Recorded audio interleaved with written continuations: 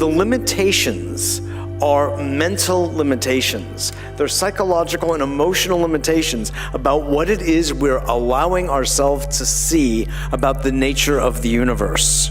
Moray and I had a very nice little chat about this, that it is a game in many ways of perception. And you get the world that you perceive. If you keep perceiving it on one level, indeed, you will get that world. And if you open that world up, which is the purpose of this entire conference, you will get a larger, infinite world. Okay, without further ado, I want to bring on Judy Wood and get down to some more brass tacks so we can progress our evolutionary thrust in today's afternoon. Judy Wood.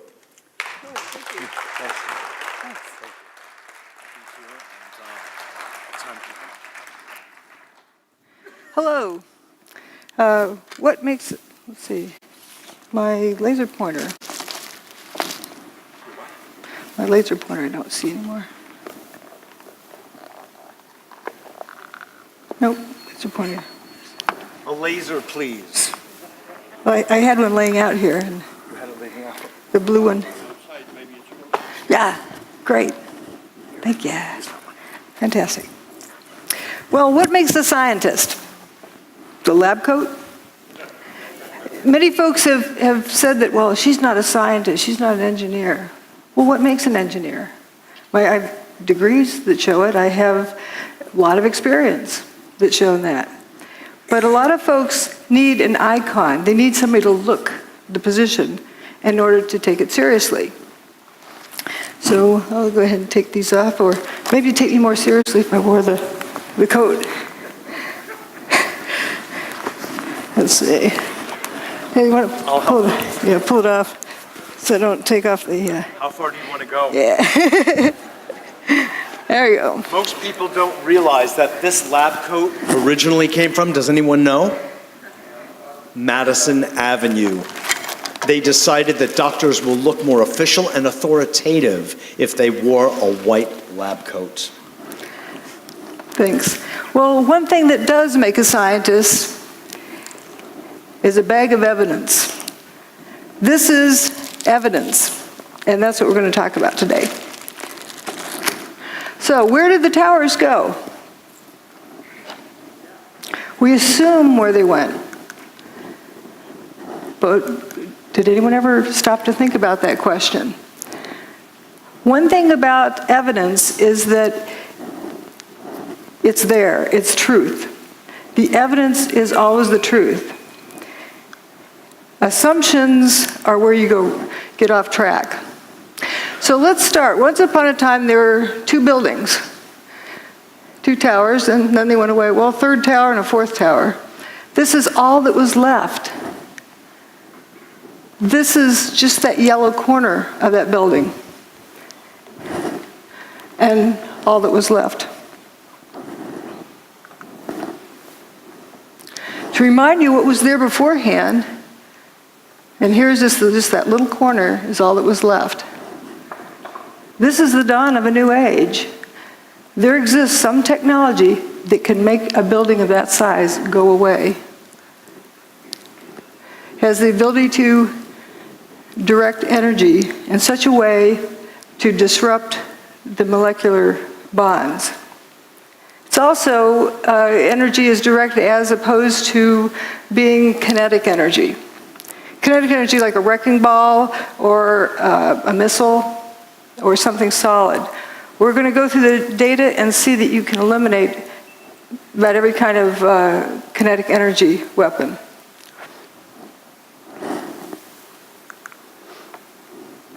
And we know this technology exists. The whole world saw it, even though they were told they saw something else. They saw what happened. And this indeed is a technology that can be used for free energy. It doesn't need to be used for evil purposes.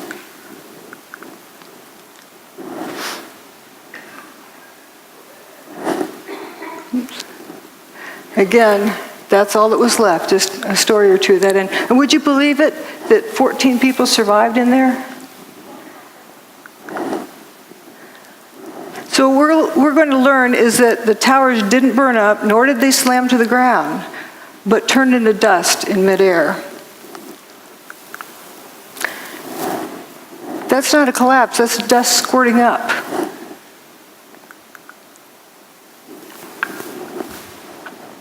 Why did so few people see that? Because they were told to see a collapse, maybe? There's three main things that keep people from seeing what's going on.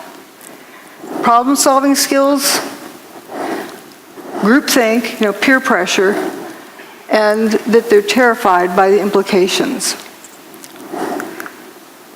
We're going to just focus on the problem-solving aspect. If I tell you the answer is 27, am I right? Well, what's the question? What's the problem I'm solving? If you don't know the problem, how do you know if the answer is right or wrong? You first have to define a problem before you can solve it. And it can be referred to as a syntax error because the order matters. Like when doing this math, are you adding those numbers together first or multiplying these first? You'll end up with a different answer depending on how you group them. The same thing with crime solving or with problem solving. The order matters.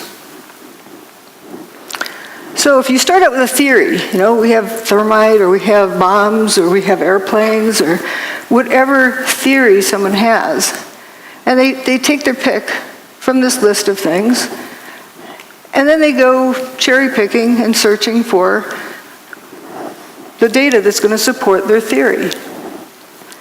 So in essence, what they've done is determine the problem. But what happens if it was something else that they didn't take into consideration? They'll never get to the right answer. And that actually is one of the key things in a cover-up. You get people arguing about guesses, about assumptions about what the problem is, and they never look at the problem. If you don't look at the problem, you can't solve it. So what they're using is a theory to determine what happened. That's the wrong direction. We have to start out with what happened. You collect data, and the data always tells you what happened. And from that, you determine how it happened. But only after you first establish what happened can you determine how it happened. If you don't know what it is, you can't determine how it happened. For example, look at these beams falling with dust trailing behind them, opaque dust. Let's say you're going to impersonate one of those beams. So you cover yourself with dust and jump off the top of the building. From the ground up, would someone see that dust trailing off of you? No. You need more dust. Okay, let's say you get a couple of armloads of flour and eject it out as you're falling. Can you impersonate this? No, that's opaque dust. It initially blocked out all of the sunlight, 100% of the sunlight, so it was pitch black. It's very dense dust. And you come to the realization that these pieces of material are becoming dust. They're frothing up into dust as they fall. And they didn't hit the ground. But if you didn't know that these turn to dust, and you start out with an assumption, you wouldn't get to the right answer because do you know of anything that could turn a building to dust in midair? Something turned it to dust in midair. So it's important to first determine what happened, then how it happened, and only then who did it or why they did it. But again, we're just going to focus on what happened.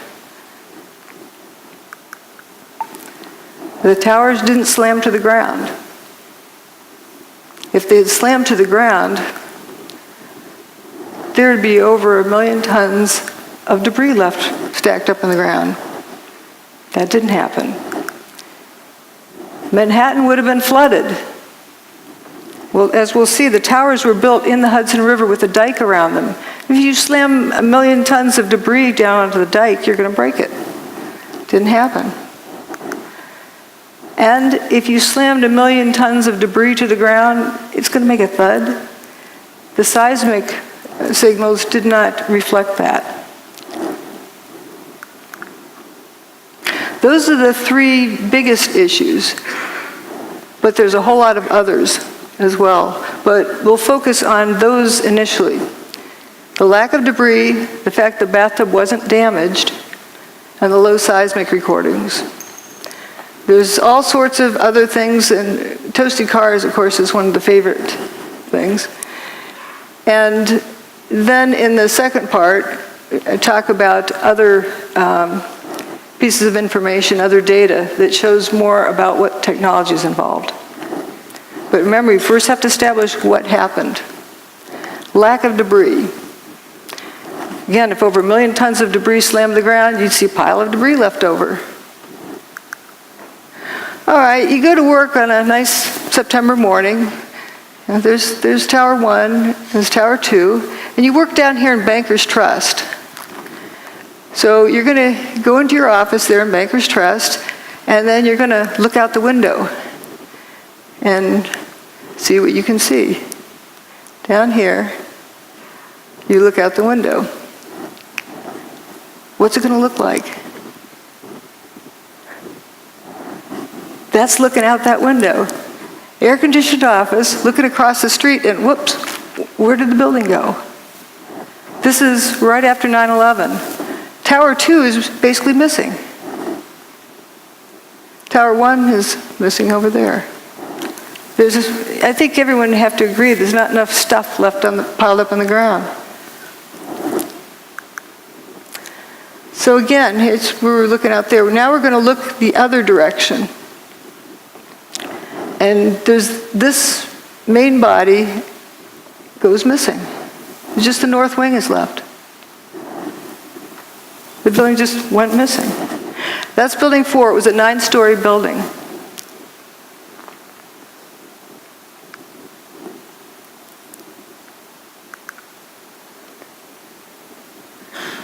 So this is what was there beforehand, and it just basically all went away. And a satellite image shows, all sorts of holes that were in those buildings. The middle part of building 6 is gone. It looks like a post hole digger cored it out. You have holes over here on Liberty Street. Even some holes in Vesey Street.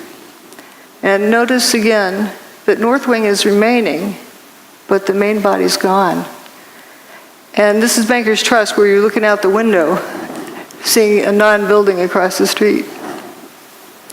Few people talk about this building. It's a 22-story skyscraper. Well, it would be the tallest building in most small towns. It went away except for that last little corner.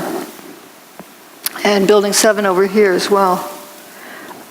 Every building with the WTC prefix was destroyed that day. So we're going to look at this direction. Now, a lot of people talk about hearing the BBC announce early that Building 7 went away. Well, CNN did the same thing for 1 Liberty Plaza, but it's still there. They just get excited and want to be the first to report. And we're going to go down and look on the ground and see what it looks like down in here. Looking at the front door of Tower 1.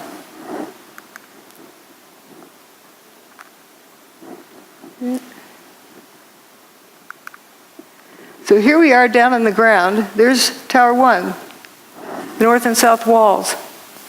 Ambulance that was parked in front of the front door of Tower 1. It doesn't look clobbered by anything. This picture, I believe, was taken on 9/11, later in the day. I don't see any big steel beams on the ground. There's aluminum cladding. The towers were built with steel columns on the outside that were covered with aluminum cladding. And you see the aluminum cladding. The ambulance looks pretty good. This was the day after 9/11. Peter Jennings in the studio. Do we have sound? Uh-oh. Well, what Peter Jennings is saying is, George, gone. Oh, you got it. And have you been able to Start again. This is Stephanopoulos is down in Lower Manhattan today. George, I don't know if you heard a little earlier me raise this question, which was actually raised by ABC's Jackie Judd as we look at these areas down below and the video of where the towers used to stand and where is all the rubble gone. And have you been able to, is there any way you can answer that question? I'm sorry, Peter, I didn't get the question. Okay, I apologize. Jackie Judd and several other people keep asking us, when you look at where the towers used to stand, there is surprisingly so little rubble. Where did all the rubble go? It's a very good question, Peter, and I have asked some people who've been doing some of the rescue and recovery work this morning. If you look behind me, you can see the very remains, the skeletal remains of the World Trade Center. And one volunteer, Robert Gerlinski, explained to me the reason there's so little rubble is that all of it simply fell down into the ground and was pulverized, evaporated. This is vital information. I really feel for George Stephanopoulos. He's got this job telling the world what's going on there, and that's the best he could do. And we humans tend to keep asking questions until we're given an answer. We don't stop to think if the answer makes sense. So what he is telling us is that it's obvious there's a big lack of material there.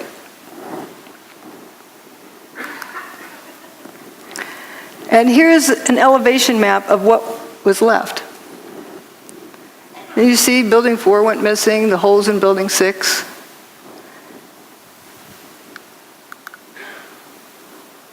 Here's a firefighter in Stairwell B. I heard this very, very loud noise above me. It was just a tremendous roar. Right down here, while that picture was taken. It was above, and it sounded like it was coming towards you, and then the wind, a very, very fierce wind, and my head it started lifting me up off the ground, and so that's when I crouched down. The next thing I just crouched down. I got to the corner of the staircase by the railing, and I just got as small as I could possibly get. Because I'm not a big guy to begin with, so fortunately I'm not.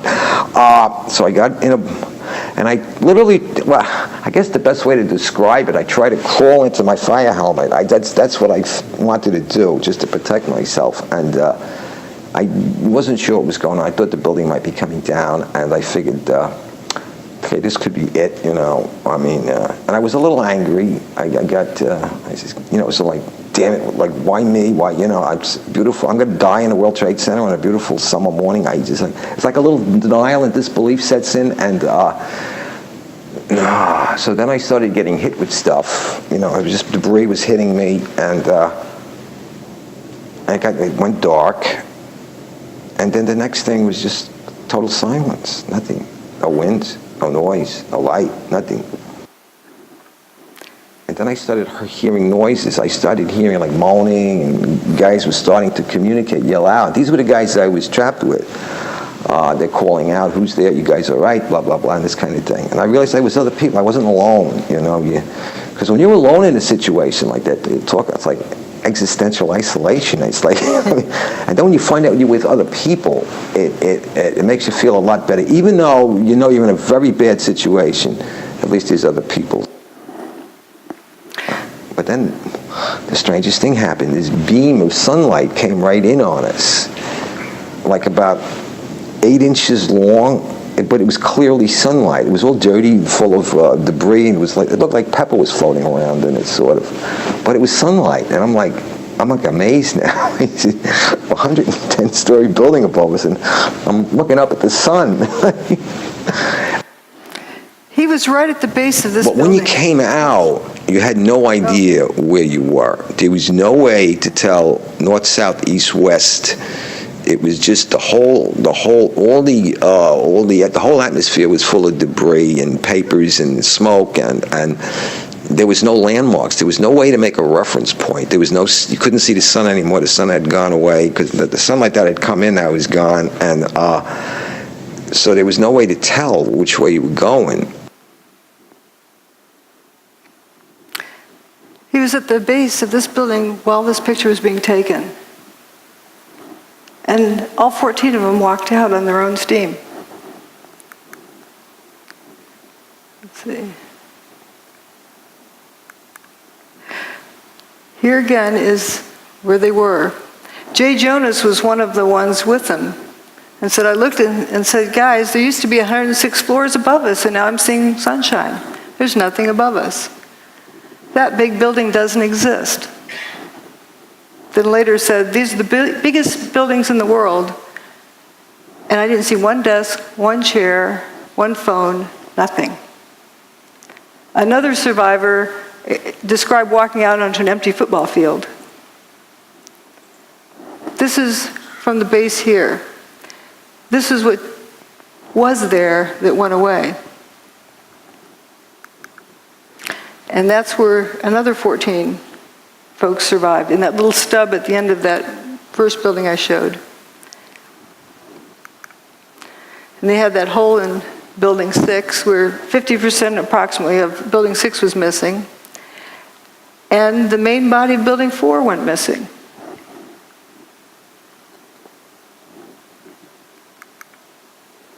Every time a floor hit another floor, it would not only make a noise, but it would cause tremendous vibration. So we're being bounced up and down off the floor, hearing this collapse coming closer and closer.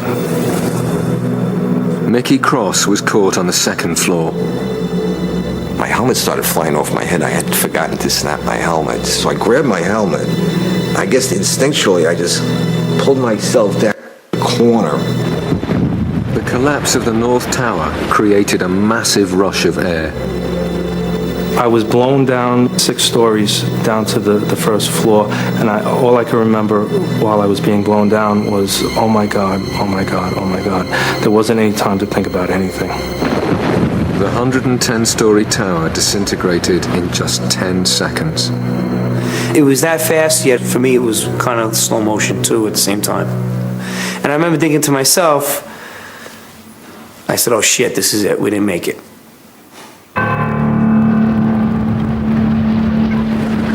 Faced with what seemed like certain death, the trapped firemen thought their last thoughts and prepared to die. In those 10 seconds, I was like, well, I'm 33. What have I done with my life? Worked almost all the time. My wife is going to, be a widow now. And I pretty much saw myself. Pretty much saw my funeral. I saw everybody at the wake at my funeral, and my parents and family there. You think about everything, I guess, that you haven't done in your life, and you realize that, is this it? Are you going to make it out of here? And I was just too young, and I have too much more to do with my life than for this to be it.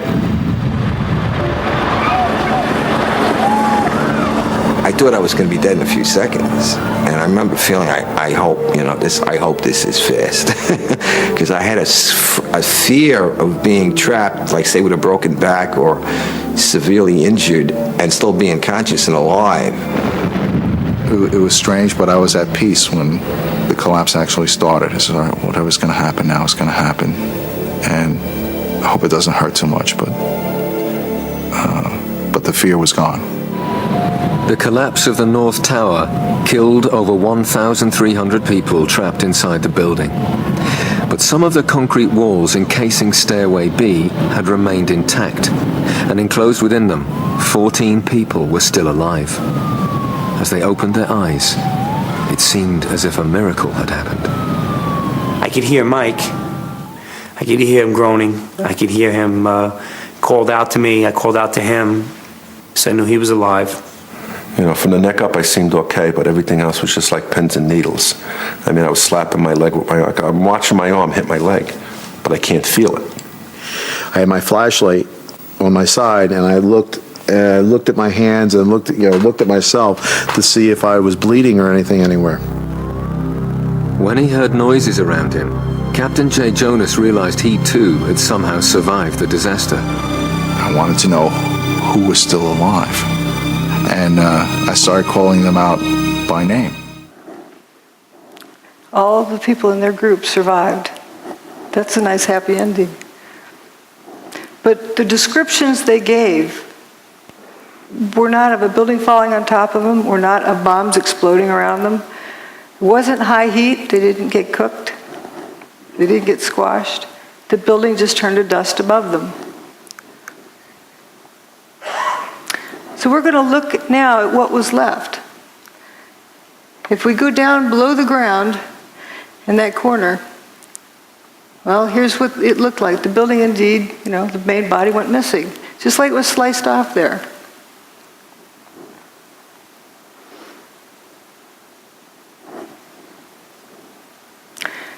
So the mall is in the first story below ground. And there's some firefighters that were walking along there. We're going to go down one story and look at them. The perspective.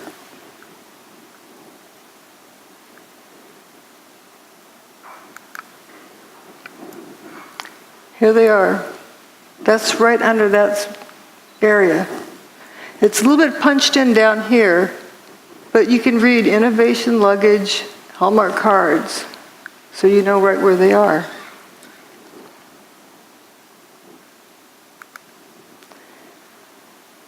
So now we're going to go a couple of stories below that to the loading docks. And it's right below there is where they're walking, but the loading docks look from up above. And it's painted purple under Building 5, so you know where you are, and then green under Building 4. So it's color-coded so the delivery trucks know where to unload.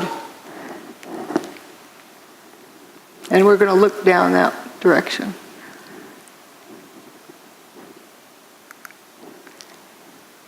Just after 9/11. Listen to the echo in this audio clip.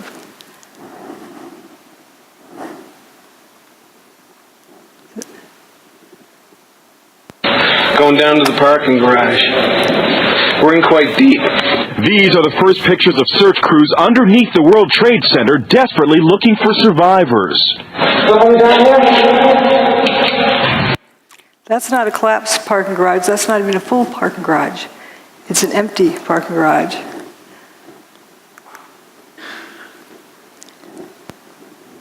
And we had this left. You can see remains of Tower 1. Stairwell B, where those guys survived, and it's all at ground level. There was a lot of dirt brought in. We were able to move 120 dump trucks out of the city last night, which will give you a sense of the work that was done overnight. So some of the debris has already been removed. More of it is being removed, and it'll be done by barge all throughout the day today. Did you think it was going to get cleaned up in one day?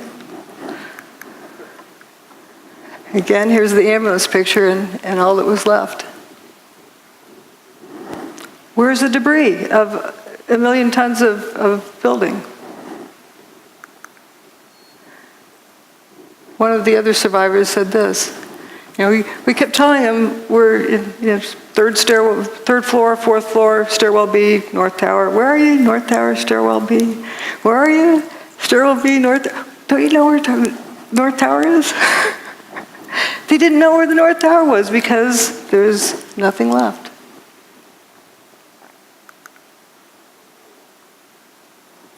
And do you blame them? Here's right where those guys were, up in that little corner. Hundreds more firemen were now arriving at the disaster area, but Captain J. Jonas's Mayday messages were still not getting through. Trapped down in the remains of Stairway B, there was nothing else Jay could do.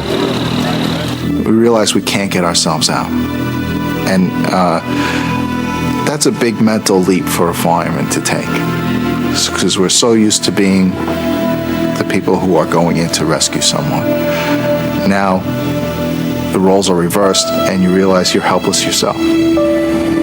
But with the survivors buried alive beneath a debris field that extended over 16 acres, it seemed they would need another miracle to save them.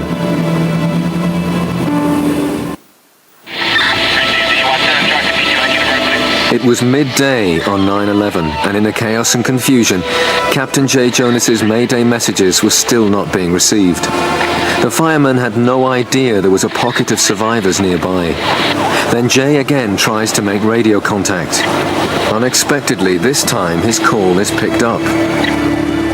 One of the officers coordinating rescue operations is Chief Nick Visconti. He responds to Jay Jonas's Mayday call. Operation to ladder 6. All units stand by. Operation to ladder 6. I got a radio transmission from Nick Visconti. I heard Operations Post to ladder 6. Operations Post to ladder 6.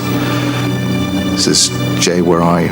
Okay, 10-4. North Tower, stairwell B as in boy on the second floor. But the location Jay gave was unbelievable to them. The North Tower no longer existed. They asked for his location again. He asked me that a couple times, and one time he asked me that. Somebody else got on the radio and said, "Where's the North Tower?" I remember somebody saying that, "Where's the North Tower?" on the radio. And I said, "Oh shit." I says, it's not good.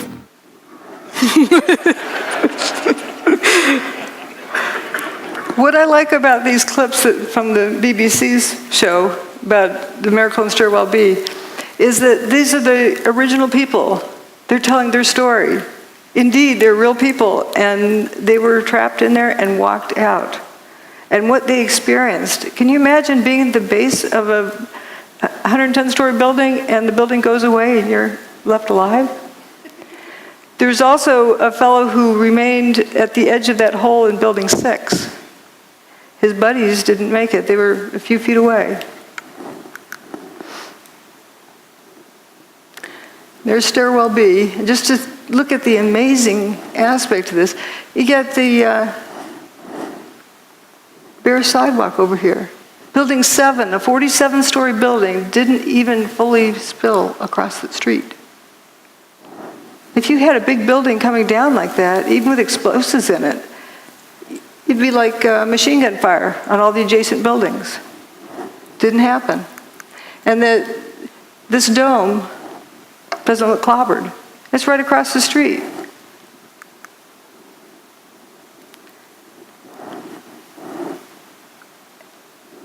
You don't see that debris piled up on the ground.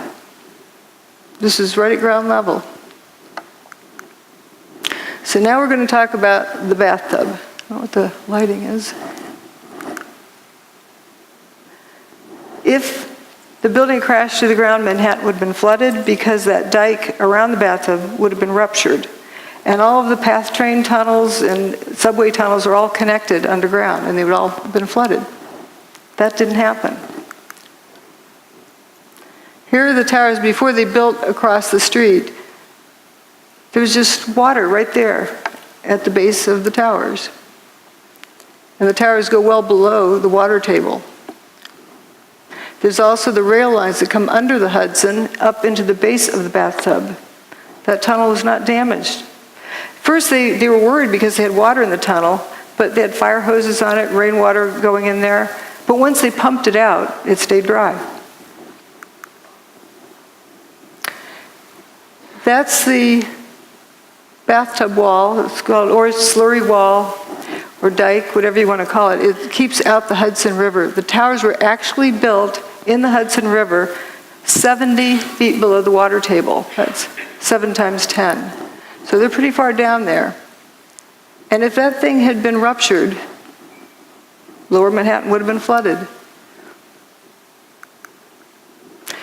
And here's the Hudson River, and as they're constructing it, you can see way deep down in there is the base, down there in bedrock.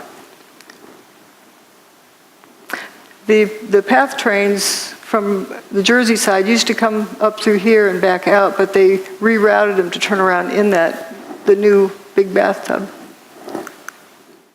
I thought the seismic data you were going to look at was data associated with the collapse of the tower, particularly 2. Yes. Oh, yes. We did look. Obviously, we have looked at all of the seismic signals. The main focus of that was to establish the timing of the various events and if any, again, using it also to see if there were any events that we could not explain other than it being the collapse of the towers and the World Trade Center 7.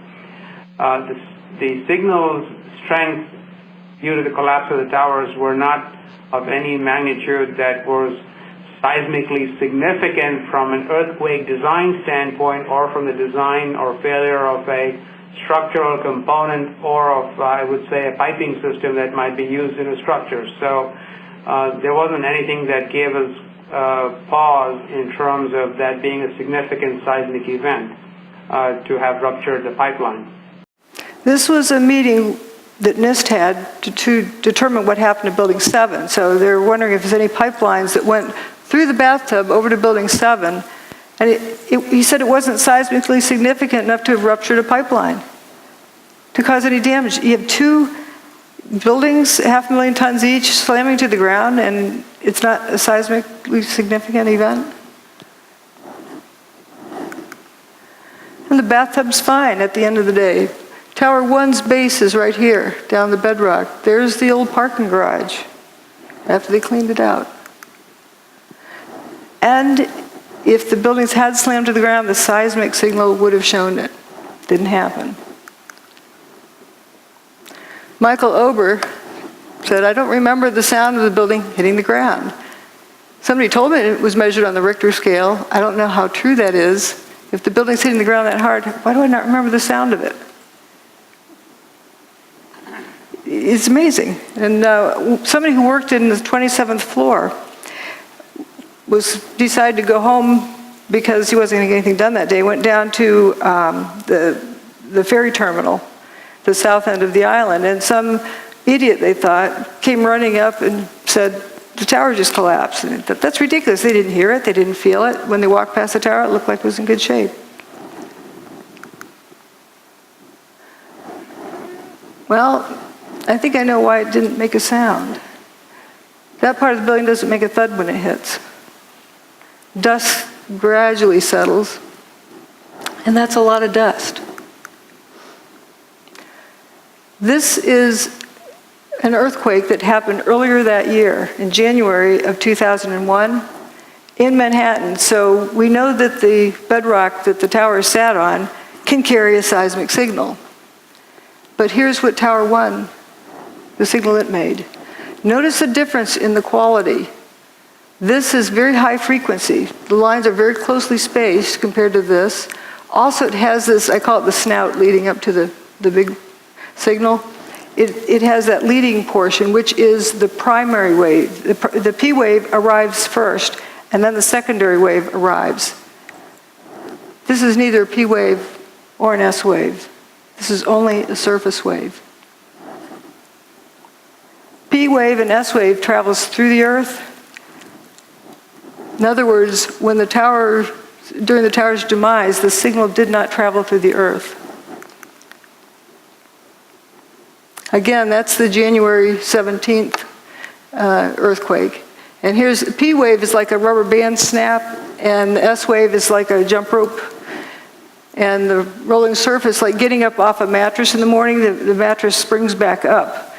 If you remove two 500,000-ton buildings, you're going to create a surface wave. But it only lasted 8 seconds.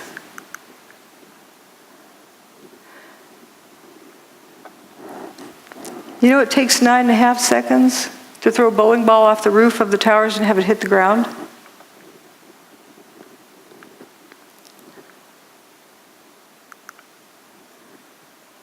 So how can this be? The building couldn't have reached the ground as a solid, rigid object. Here's where Tower 2 had already gone by the time this chart started. Tower 1's demise there. But here we're going to focus on Building 7, down here. There was an earthquake in the Fox Islands by the Aleutian Islands, and that's what the mess is after that. But where this vertical red line is, there's no seismic event that shows up at the scale. Nothing that stands out from background noise. For a 47-story building's demise? This is the King Dome. So here's a controlled demolition, and it produces a P wave and an S wave. So what length of time does that take? It takes, for a free fall speed from the roof to the ground, is about 4 seconds. But the portion of time that the ground shook was more than twice that. So that doesn't answer the question either of what we saw. And with Building 7, what is very telling is that they calculated when the P wave and the S wave should have arrived because they could not pick it out from background noise. They couldn't even pick out where the surface wave arrived at one of these stations. So there's 5 different stations reporting, and they had to calculate when the S wave and P wave would have arrived, and it was not there. The signal did not travel through the earth. So if we have Seattle King Dome, we're going to look at things relative to that. That made a 2.3 on the Richter scale when it was blown up by controlled demolition. And we have these 2 towers. Let's say for the Tower 2 was the first to go. So if we turn it to dust, all but the bottom 16 stories, and then drop a 16-story building to the ground, we record approximately the same seismic signal as what was recorded on 9/11. Just pretend this rest doesn't exist. And for Tower 2, if you turn it into dust above the 20th story and just drop a 20-story building to the ground, you get the seismic signal that was recorded. And for Building 7, it's all but the bottom 2.5 stories.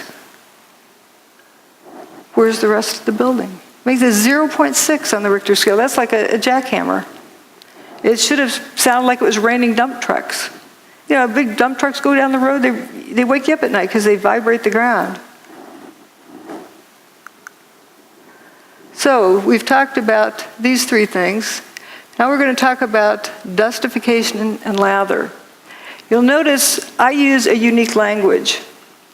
If you don't know what the phenomenon is, and you use the name of a known phenomenon, that's wrong. You're misleading the direction the information is going in. You're calling something like fire when it's not fire. That's why I use the word fumes, because if you use smoke, you're assuming the cause to be fire. If you don't know what the phenomenon is, better not use a name of a known phenomenon. Well, what happened to these buildings? That's a phenomenon we've never seen before. It needs a new name. I call it dustification.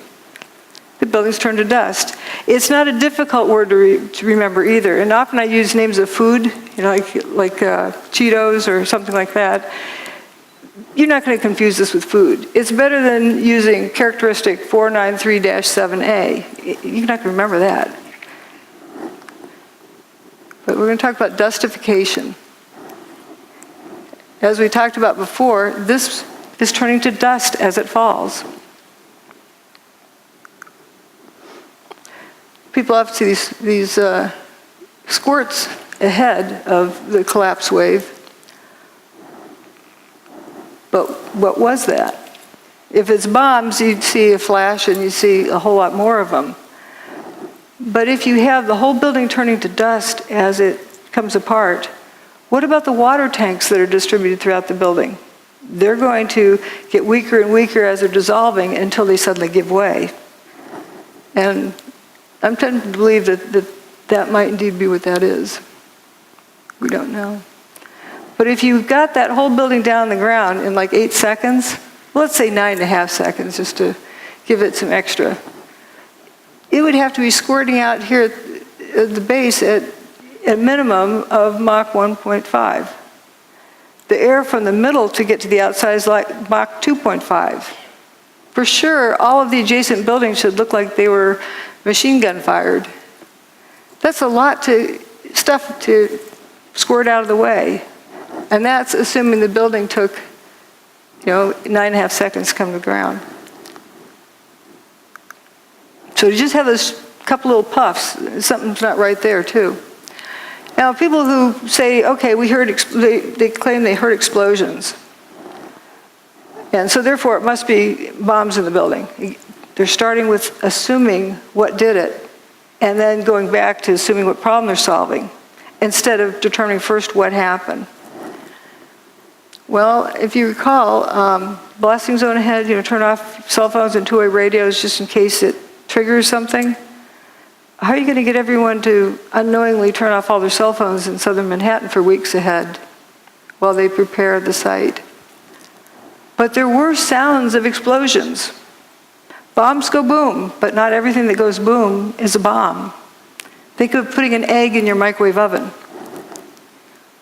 Turns out there's a lot of folks who talked about these Scott packs exploding at ground level, sitting on the fire trucks. There's a lot of testimony here. We don't need to go over it, but there's various firefighters who talked about hearing these Scott tanks exploding. Now this is slow motion of Tower 1 coming apart. And you notice this, there'll be some column that starts falling down this corner. I think it's in here. And we're going to follow it down and watch how it just turns to dust completely.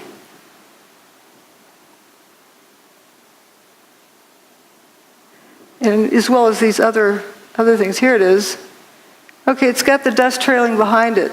This is a solid piece. It's like ice cream melting. It's going away. And if you focus on various other parts, you'll see the same thing. There's no sound with this. This is a high-speed version of it. You can see that piece again. And these big chunks over here. So you see it's turning to dust as it comes down. And we're going to go look down on the ground right next to where this was coming down. This is the Verizon building here. Whoops, right here. And we're going to look at the corner right below there.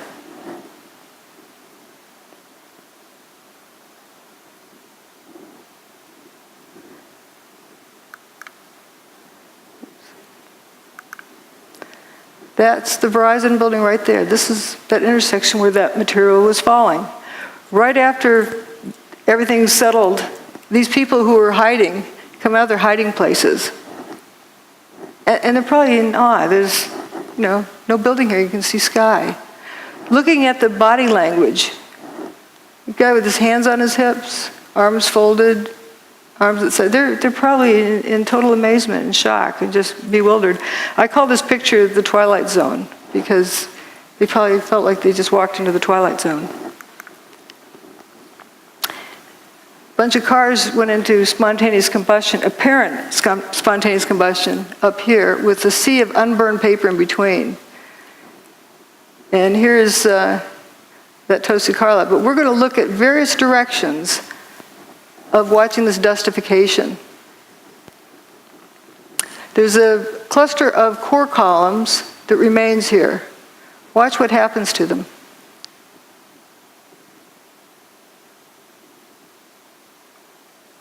They just faint.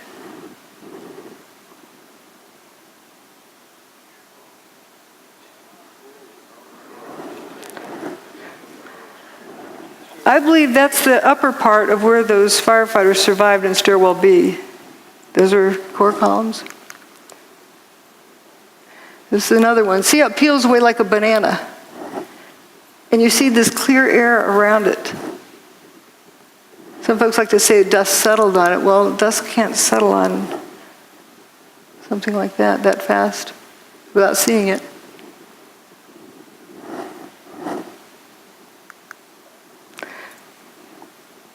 And there's from across the river, you can see those two. And then there's a sequence from the northern view.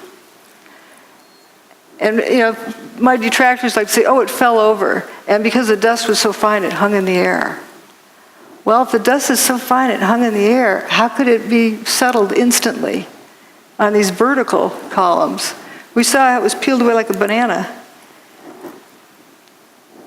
But it comes a point where it's no longer a crisp boundary and just turns to dust. I call it dustification. I mean, where have we seen it before?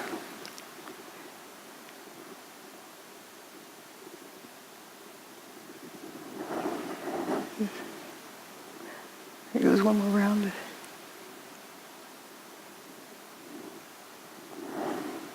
But you're told to see a collapse, so you tune that out. You can see all of this just frothing up into dust. That part.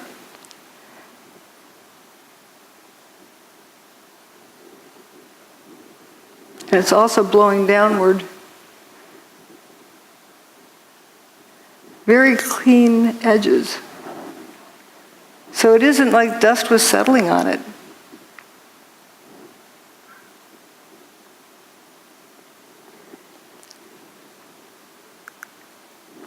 And another part of it, this is further up than this image, because this is coming down close to this building. But notice there's some chunks that go missing. And notice the dust kind of squirting out the ends of those pieces. You can see it trailing. So the reason why you didn't hear a thud when it hit. Lather is a term I use when it looked like another unique behavior pattern, but I think lather is just the part doing the same thing that this is doing, but doing it in place.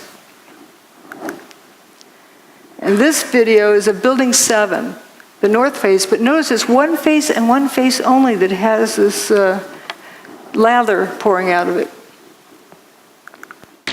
No, go low to the corner.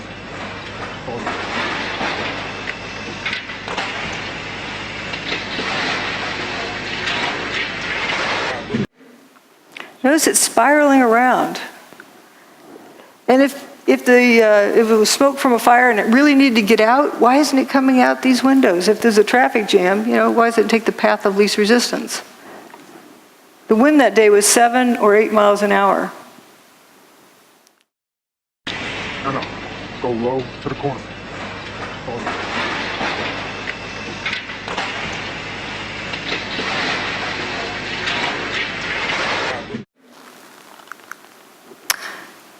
Now we're going to look at dust rollout and fuzzballs. This wall of dust is pouring down the street. It was chasing people, and it overtook them. Didn't cook them. Just left them covered with dust. I like these abrupt lines. Like you can see where this other fellow's tie was tucked in there. He was just covered. He didn't get cooked. The dust went a certain distance and then went up. Another bizarre thing. Again, it's important just to take in all of the data, and it starts telling you the story of what happened. Let the evidence tell you the story instead of forcing it to go a particular direction. And I wouldn't have seen this before, that just all particular distance then goes up. There's a video filmed by Bob and Bree, who had an apartment up here. Bless them for saving this video and then sharing it with the world. This is an image from there, and the dust doesn't quite touch their window and then goes up.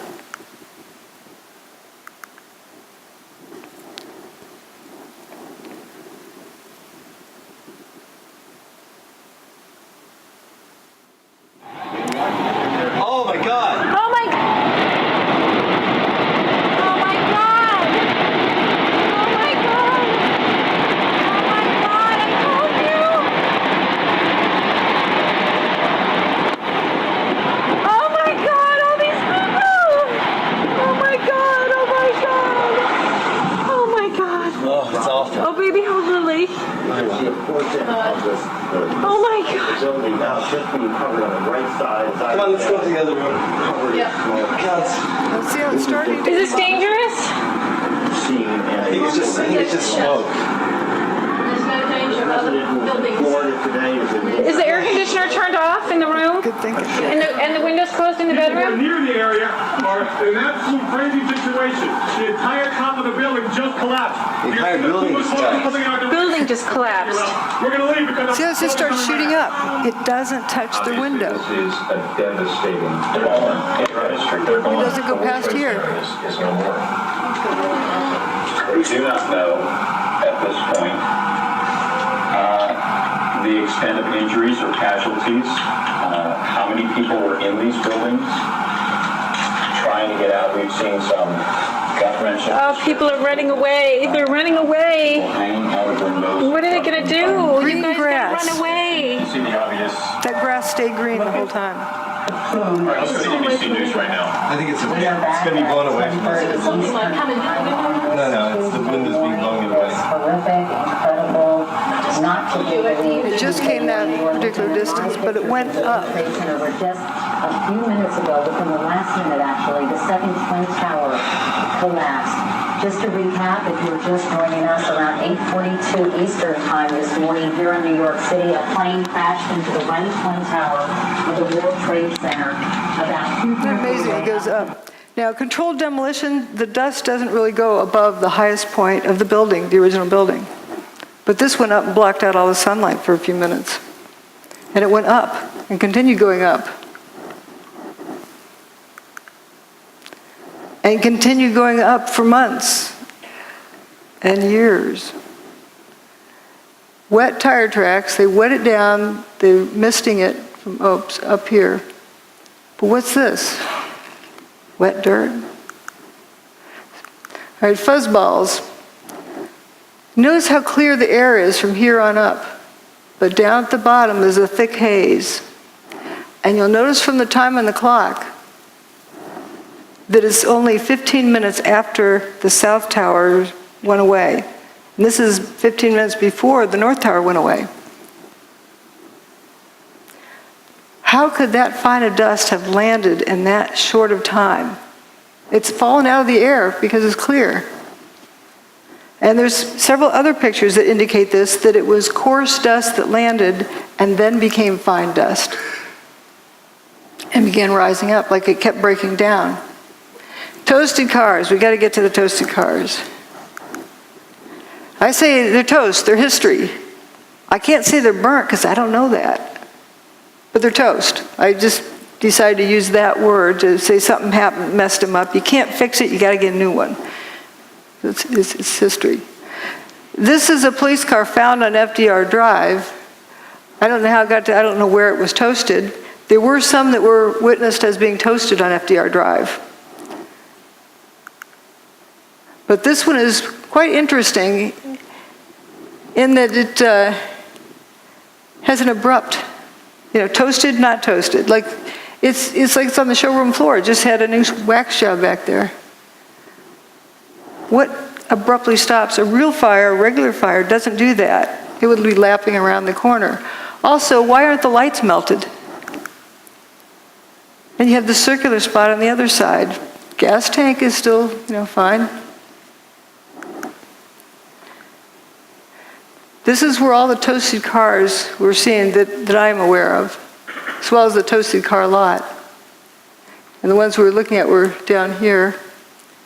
And an emergency medical person said you could tell it was hot at the Trade Center because you could feel the heat from the bridge. But paper wasn't burning down here. How could somebody over here, 3/4 miles away, feel heat? Something that they perceived as heat. You said you saw melted tour buses, melted cars? The cars that were right down there, it was just unbelievable. They were twisted and melted into nothing. The debris is just unbelievable. And then you can see fire trucks and police vehicles that were down there early that all their windows, the windshields are completely blown out must have been from when debris dropped. But even more jarring, I think, is this scene right here. Look at these two cars placed on top of one another. I think when you think about the impact that these planes must have had, it's hard to visualize. I don't know what to say. Because everything melted. But here, at least you have some remnants. You have literally an engine that is melded together with other parts of the car. Moving over, you've got another car they moved here. It looks like it's been through a war. You can see the papers, all the burned out papers from the building. You see the soot and the dirt, and it just shows you how devastating this blast was. Look across the street there. You've got a Con Ed truck that, you know, some of the Con Ed people now looking at, examining, trying to figure out which truck that actually was. But that truck, too, in terrible shape. So while many of the items, the steel, was literally melted. People who have been right down next to the base of what was the trade towers say there's virtually nothing.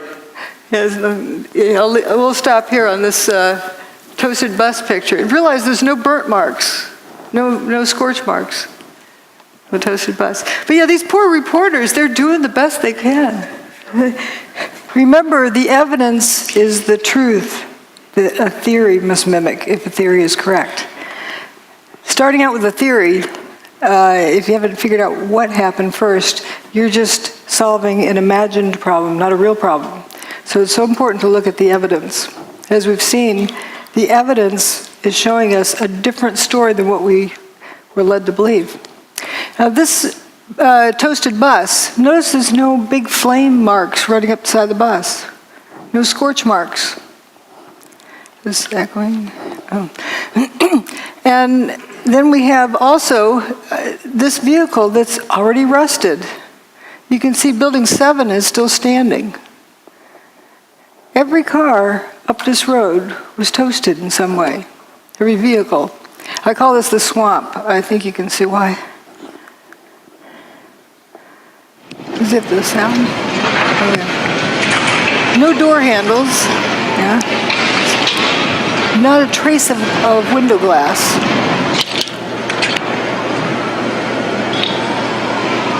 Just gone. Go, let's go. Go. 3, 2. Oh, man. More debris falling from a nearby building, the World Trade Center. We're at West Broadway and Barclay. Very difficult to breathe here, but look around.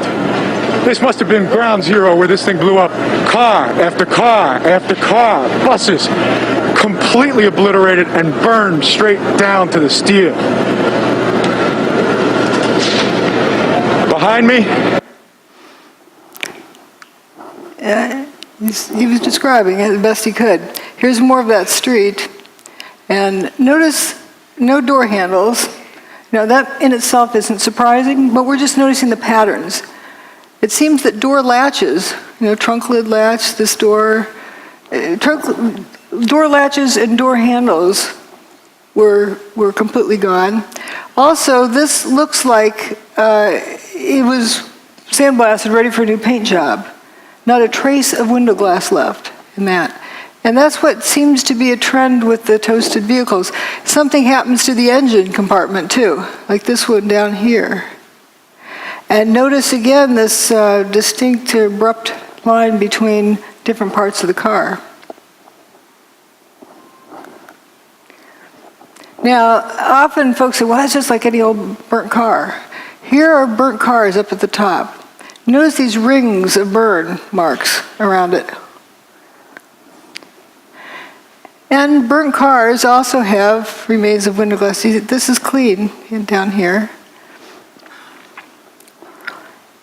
And here we have traces of window glass left. And of course, there's a lot left there. But the ones at 9/11, there's not a trace. The ones that are seriously toasted.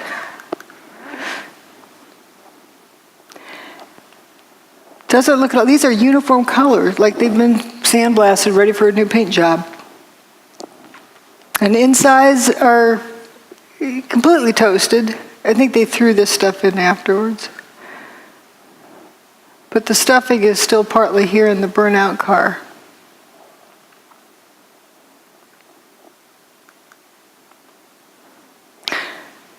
So there's a bunch of cars that appear to go into spontaneous combustion up in that parking lot. And we have various views of that, and my detractors often say, well, the cars were towed. They were burned elsewhere and were just towed through junkers. But we have photos of them before, during, and after. Now, here's the toasted car. See how it looks like there's flame coming out of them, but the sea of unburned paper in between. The building's over here, the towers. And here again is tower still standing. And there's the untoasted cars. They're not even toasted yet.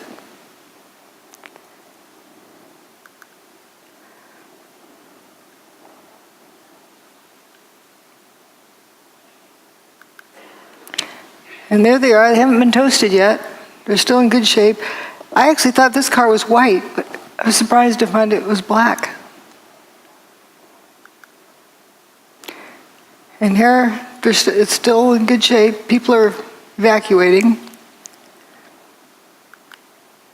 Here it is after it's been toasted. You can't tell it was a black car. Just all in a line, they just went poof. Weird fires. I can't call them a fire because there's weird things with them, like paper not burning. This is where I call the swamp.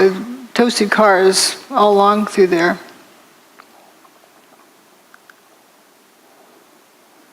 And the fellow who came out that door, he's probably the one that left it open, walked up West Broadway, and it was pitch black. And then he said, thank goodness the cars started lighting up, because then he could see where he was going. He walked out of there up to intersection C and turned over towards D. And intersections along there, paper's not burning. Here's the firefighters going for a lunch break. They come, doo-doo-doo, you know. They don't seem at all concerned that they're walking through this fire. They aren't worried about a car blowing up. Now, this is an interesting picture. Often we were shown this by certain individuals who would say, see, molten metal. But wait a minute, what's really going on here? This is an igloo cooler and a trash can that aren't melted. If this is white hot, then it's got to be, hot enough that it's going to melt this aluminum. Aluminum melts at around 660 centigrade, and it's a kind of barely a beet red. You have to be like 1,000 degrees centigrade in order for it to glow. So when aluminum's glowing and it's not a puddle, something else is going on.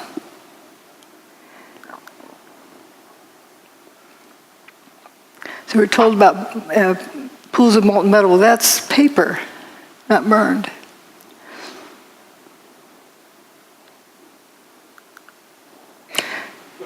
Aluminum is blood red when it melts. Whoops. I don't know what that is.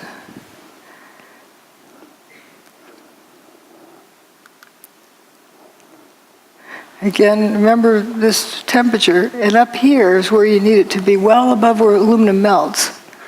But you see, this aluminum cladding appears to be glowing on the end. This corner up here. And you get these, I call them Cheetos. And in case people don't know what Cheetos are, the orange thing on the ground, and you're not going to confuse that with a piece of steel, but there's these little things that look like Cheetos that are glowing.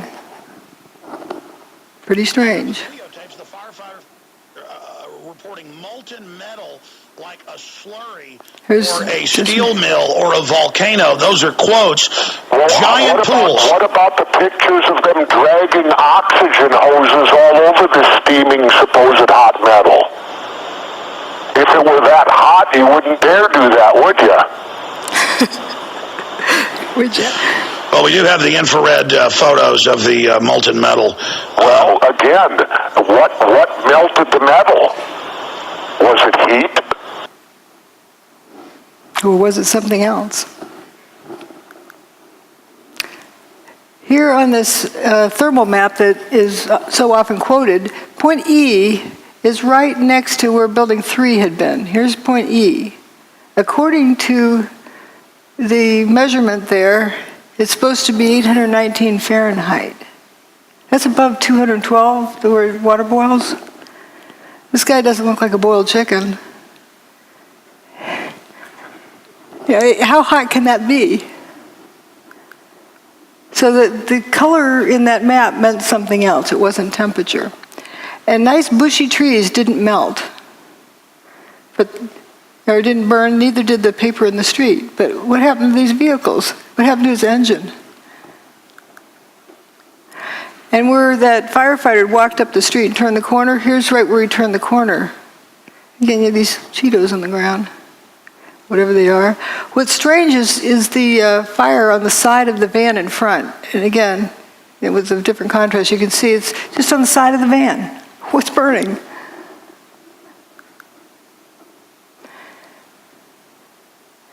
This shows the apparent spontaneous combustion. This is during the cleanup. You see that thing that flashed over there?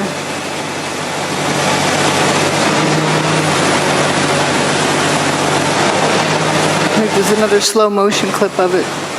We'll see it over here somewhere. Oh, there it goes. Just apparent spontaneous combustion.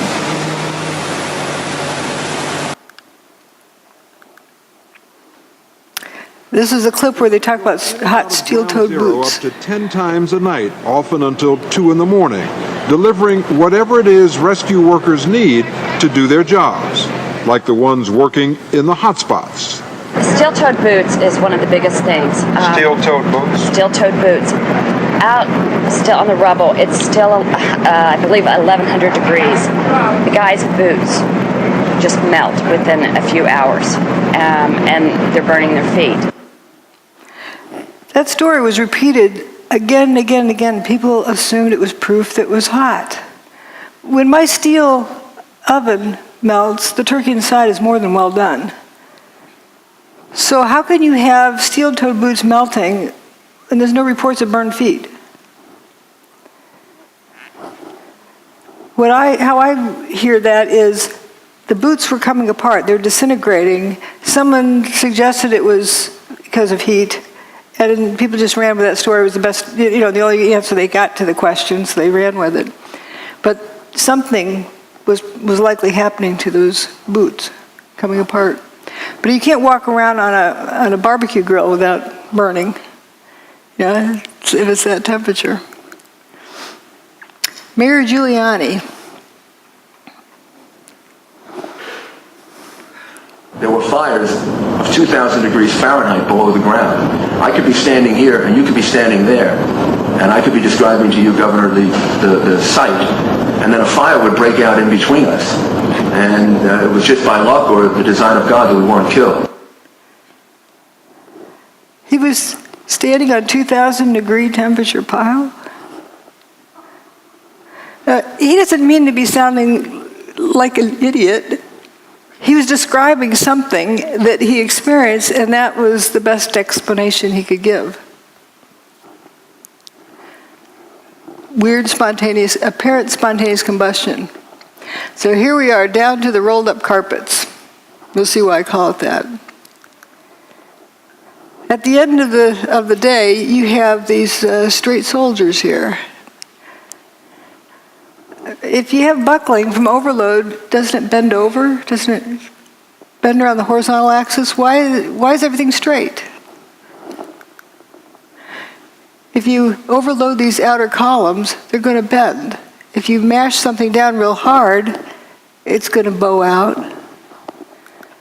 Yet what we have, instead of having it bend over, is curling around the vertical axis. Here's a cluster of 3 columns. And this lasagna noodle, see, you can't confuse that with a piece of food, but it emphasizes the fact that this isn't loading that does this. Something else happened to this. This is straight, it curled around the vertical axis, not the horizontal axis. How do you get something to bend more than 180 degrees and not even crack? It's a smooth bend, and it splits at the seams. This is a very interesting one. I'd like to have somebody, an engineer who claims that that's normal, draw me a free body diagram and show me the loading to put on that beam to make it do that. It's not like a rubber band that recoils. If it's hot and it's flowing, it doesn't have the strength to recoil. So how do you explain this crinkling up, like curling ribbon? That's what buckled beams look like. They don't do that. You see through holes there. It just happened that one place. This was found in Banker's Trust. Banker's Trust was determined to have not had any fires in it. So we're going to begin the proof of concept. Okay, here's what we found at the World Trade Center. And here's something that John Hutchison bent. It's molybdenum. It's not cracked in the corners either. Smooth curling. When I first contacted John Hutchison, I sent him this picture and said, does your neighborhood ever get to looking like this? Because you have this toasted vehicle here, and the one in front is parked in the right place, but it's just got the tires in the wrong direction. It's not oriented correctly. And notice all the marble around the doorway is gone.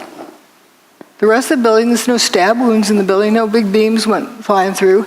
Another weird thing is the window glass. Sometimes just the outer pane's broken. The rock doesn't do that.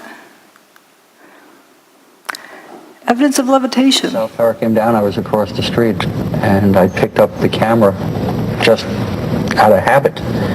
And something in the back of my mind said, run, run, run. And never in 20 years of shooting in New York have I run from an assignment. But something in the back of my head just said, run. And as I hit the corner of Liberty Street, it was almost being picked up by a tornado, almost being picked up by a wave. It was like being picked up with that black cloud. That black cloud had substance. It was like night, but it had a solid feel to it. It was like gravel, hot gravel, and just picked me up and tossed me about a block. At one second I was running, and the next second I was airborne. And I lost my glasses, I lost my cell phone, I lost my pager, but managed to hold on to both cameras. But it threw you for a block? I was back down at Ground Zero last week and walked the area where I have a pretty good recollection of where I was and where I wound up, and it was just under a city block.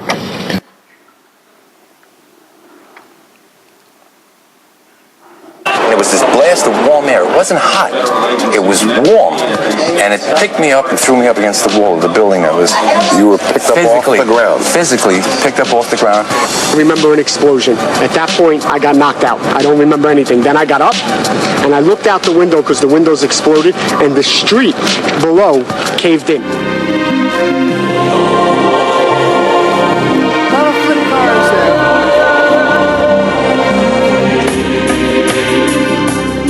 Still in the trees.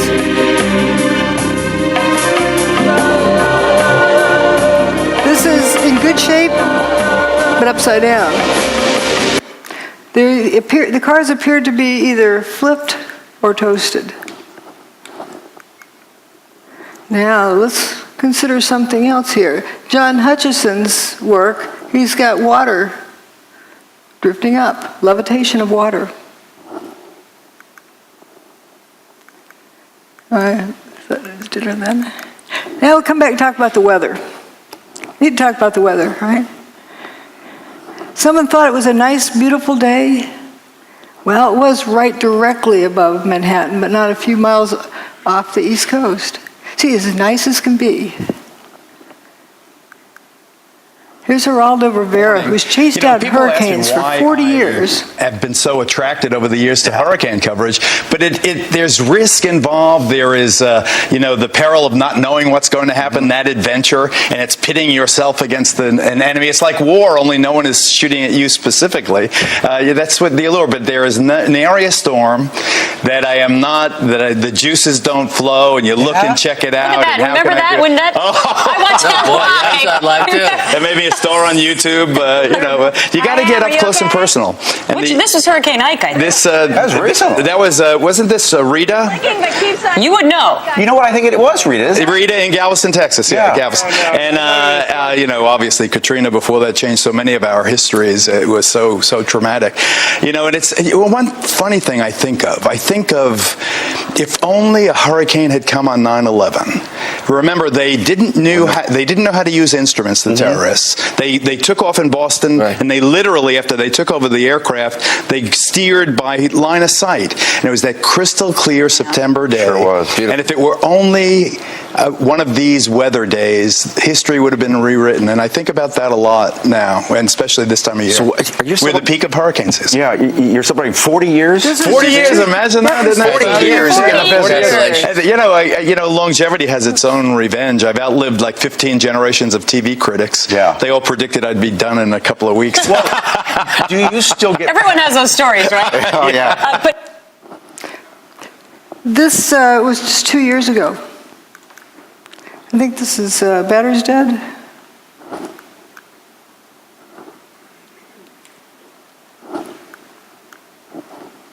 No, doesn't seem to advance. I'm going to click advance.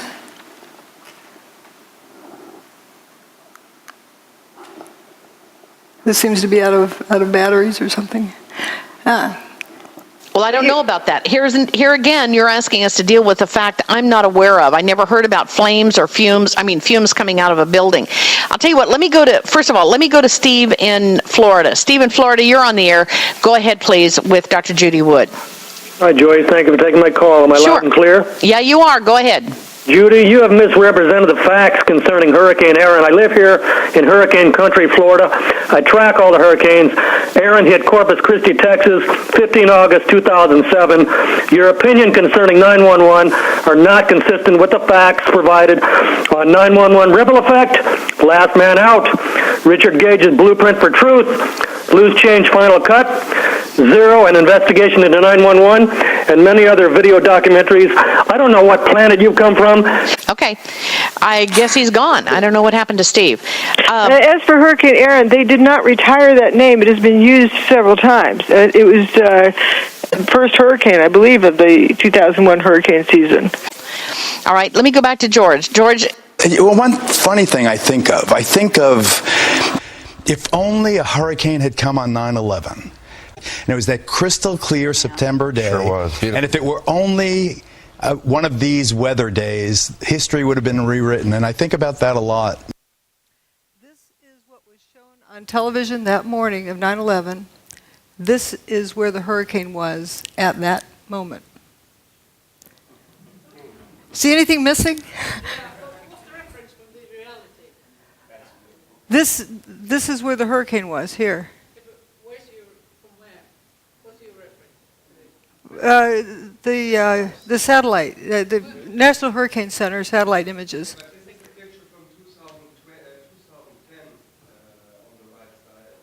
That's Geraldo from that time. The rest is from 9/11. Yeah, Geraldo apparently didn't know there was a hurricane that day, and Joey Moore, a flight attendant on 9/11 who flew out of Boston's Logan Airport just before the fatal flight that left, did not know there was a hurricane either until he saw it on my website. But why didn't they mention it? That's the question. It begs the question, too. Yeah. Because you know how much they like to milk those for all they can get. They love to report on hurricanes. But do you say that they were manipulating before? I'm not saying anything. I'm just noticing if people didn't know there was a hurricane coming and you saw it was headed straight for New York, if it hadn't turned around when it did, Manhattan would have been flooded. And how fast can you evacuate that many people from Manhattan? can you afford that risk unless you absolutely know there's no chance, unless you know, how would you know? Right. Was it reported on any other media, such as whatever the shipping forecast? It is. It does show up the National Hurricane Center's, text forecasts, but they were very played down. They weren't shown on the media. People were not aware that there was a hurricane there. It just seems, you'll excuse me, because I've done a fair bit of sailing, and there must be a bunch of ships on that coast. They took the ships out to sea because they knew that the hurricane was coming. But what about the small vessels that were sailing down the coast that have surely just been They may have looked into the National Hurricane Center's reports, but it was not something that was heavily publicized.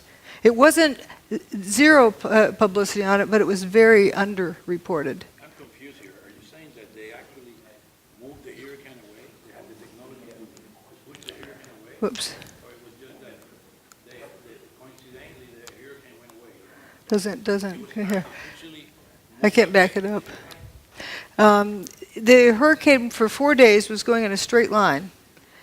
And then on the morning of 9/11, it stopped, turned around, and that afternoon it started heading out of town. So you think that was artificially done? I'm just reporting what the evidence is. I don't want to guess, but I can say that if they didn't know it for 100% sure that it was going to turn around, if there's any question, why weren't people told to evacuate? Just in case. Oh, because the people at the tower were told to evacuate because of the hurricane? No. Nobody was told to evacuate because of the hurricane. That's the puzzle, that nobody was really told about the hurricane being there. It just happened to be there and then turned around and left quietly. We were told this is nice, wonderful September day. But it could have been used. Let's see, this isn't doing so well here.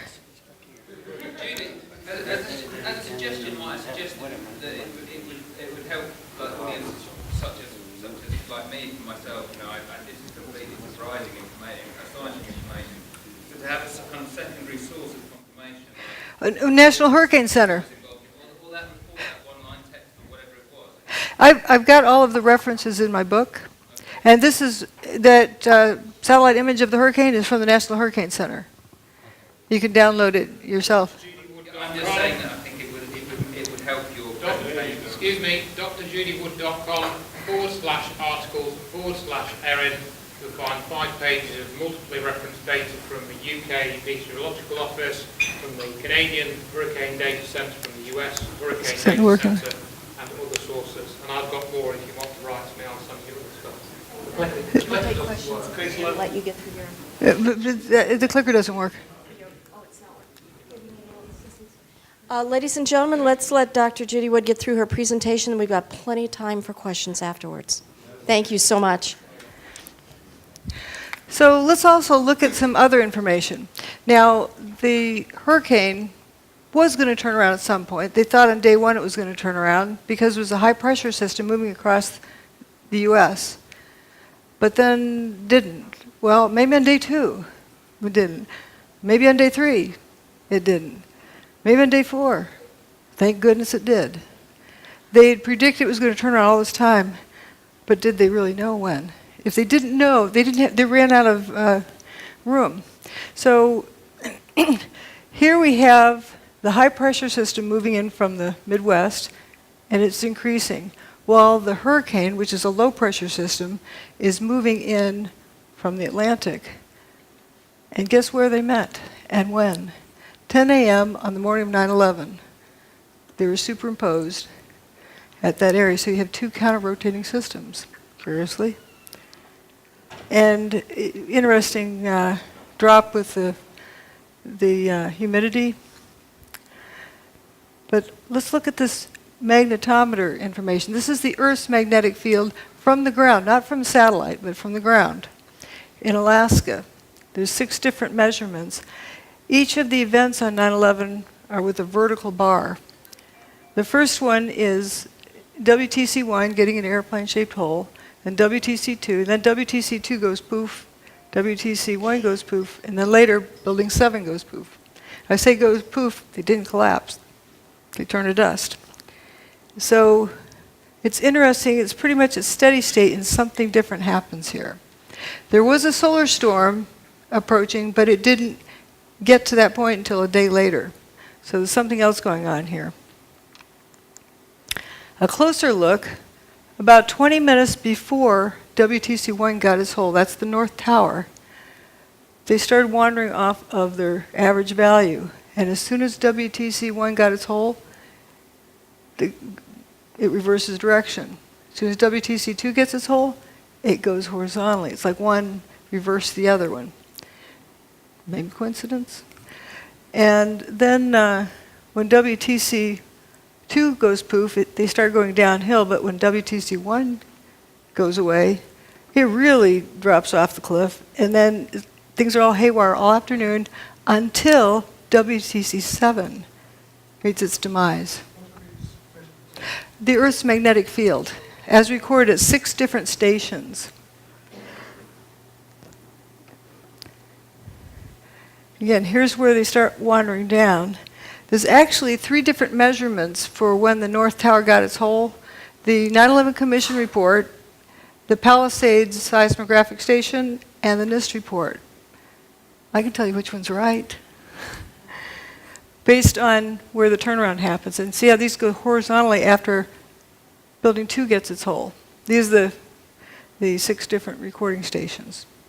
It's just, a curious set of data. Now we're going to get into the proof of concept. I can't say for sure what technology was used, but I can show you something that reproduces all of the same phenomena. Seen this guy, Nikola Tesla.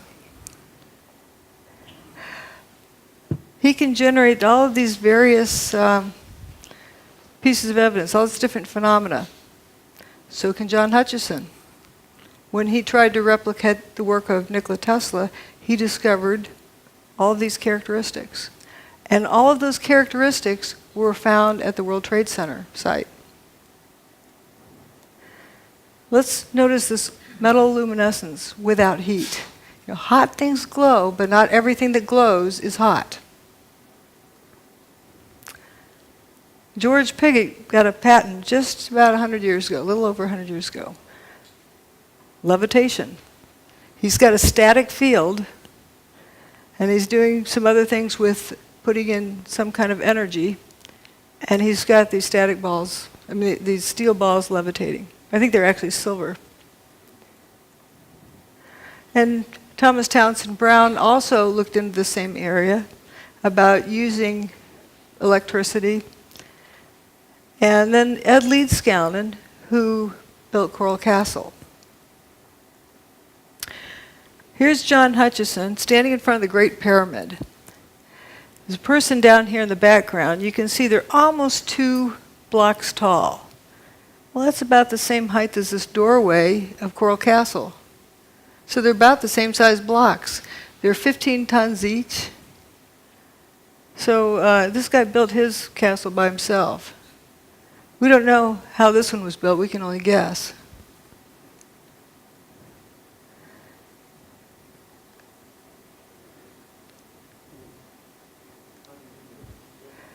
Well, let's look at how John Hutchison's more of work here. This is an iron block. It's 2 inches by 2 inches by 7 inches tall, solid iron block. And when he puts it in his system, it buckles over, and you can see some fuming here. And it actually is colder to the touch at the end of this. And here we get to see it happen, and we're going to compare it to the fuming door handles from 9/11.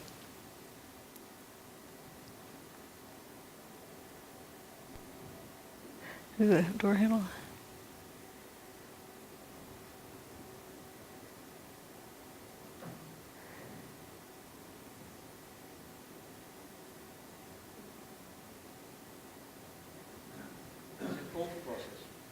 Yep, it's a cold process. Solid iron.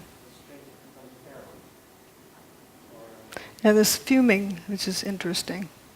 You know, the car window is broken open here.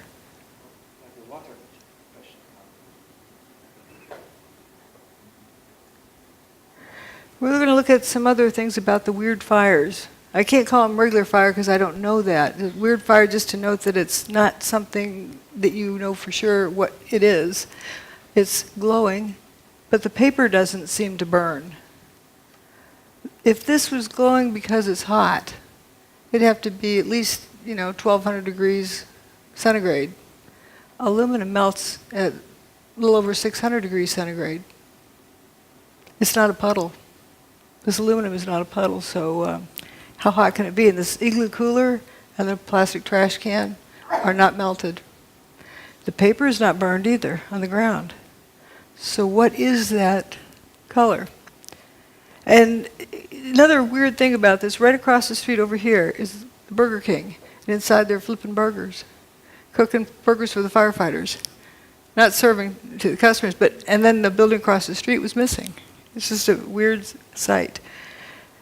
Now this van is also interesting that, you get all this something looks like it's on fire, weird fires there. This van down here has a fire on the side of it. What's burning?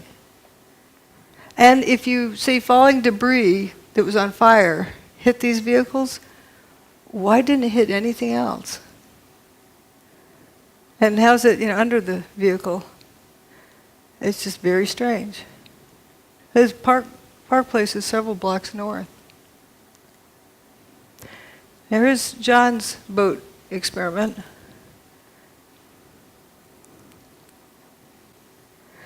Well, what it shows is when he turns off his gizmo, then the boat lights up with weird fires.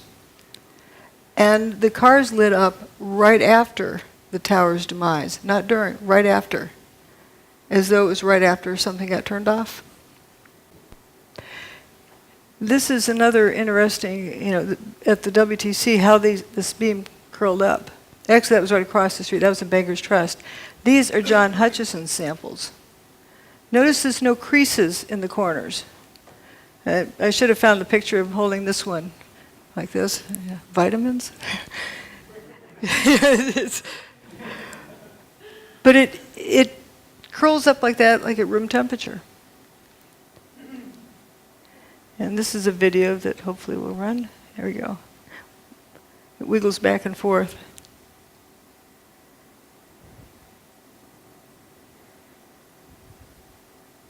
Now watch this thing. It's going to come apart in here. It's starting to come apart.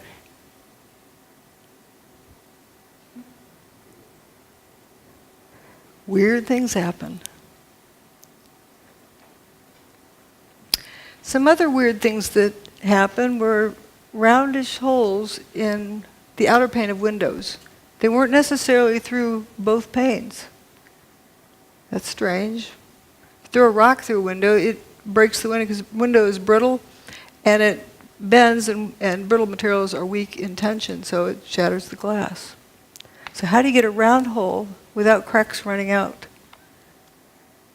Turns out somebody replicated that very thing. This is my analogy saying, okay, if you drop a rock in a pond, it ripples outwards. Maybe something like that is what ripples outwards with longitudinal waves that causes the glass to break in a rounded pattern.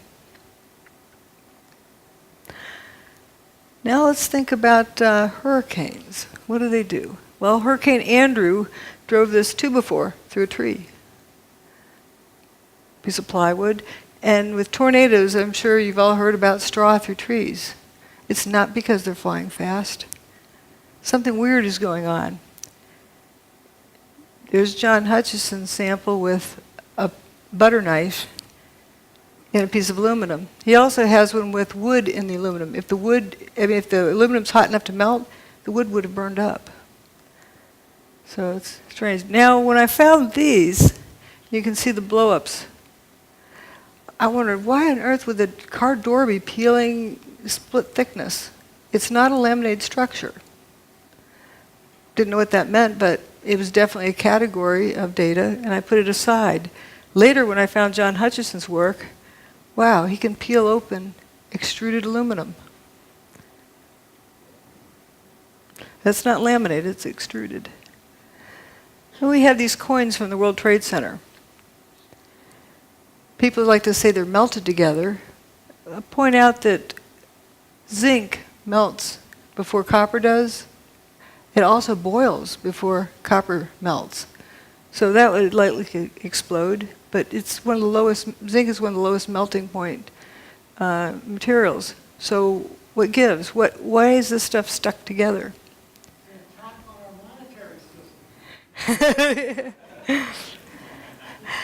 And this is the only surviving file cabinet from Ben & Jerry's ice cream store. Here's the piece of wood embedded in the aluminum from John Hutchison's work without elevated temperature. Same with these. WTC6 with these cylindrical holes in it.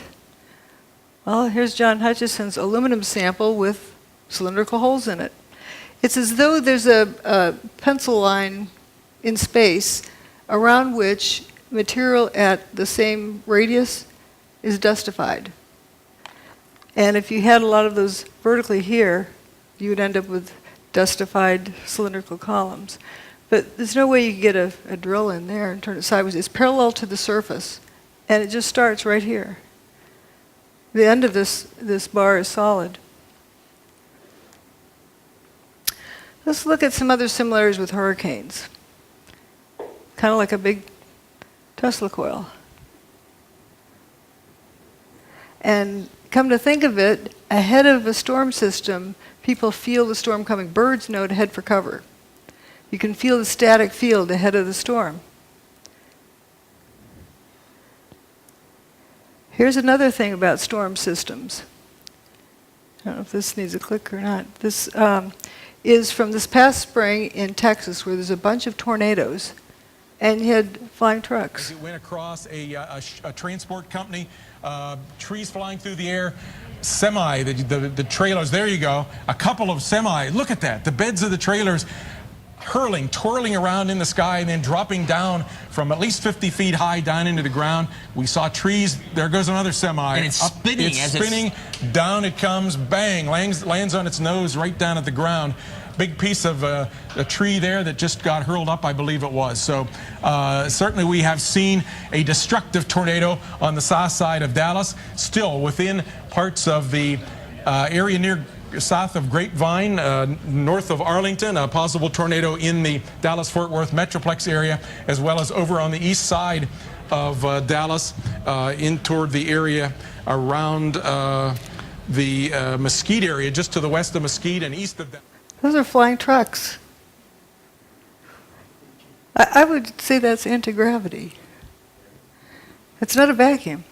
And people who've been picked up in funnel clouds can still breathe.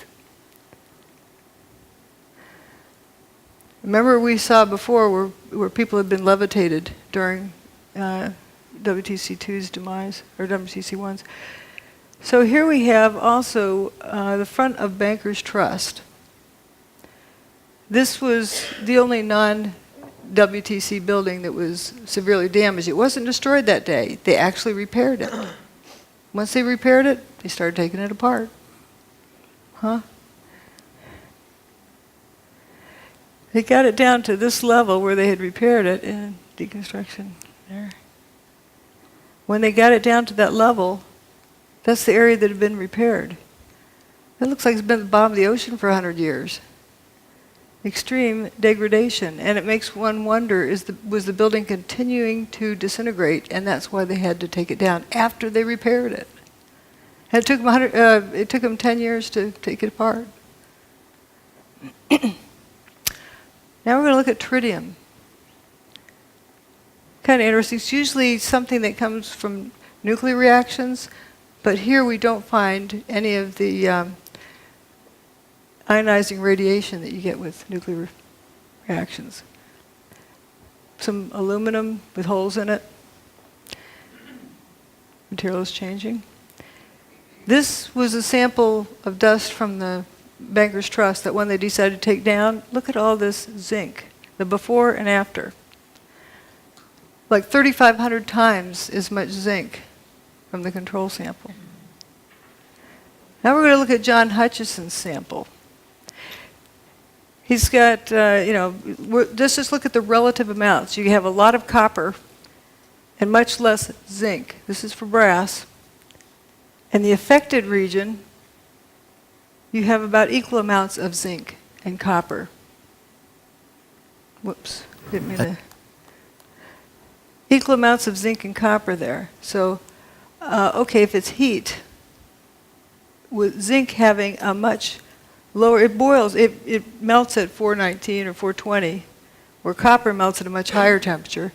Zinc boils before copper even melts. So we don't have less copper because of heat, because the zinc would be the first to go. What's going on here? At Texas A&M, a group led by Professor John Bockris, who is widely regarded as one of the world's greatest electrochemists, reported finding the hydrogen isotope tritium, a key signature that some unusual nuclear reaction was going on.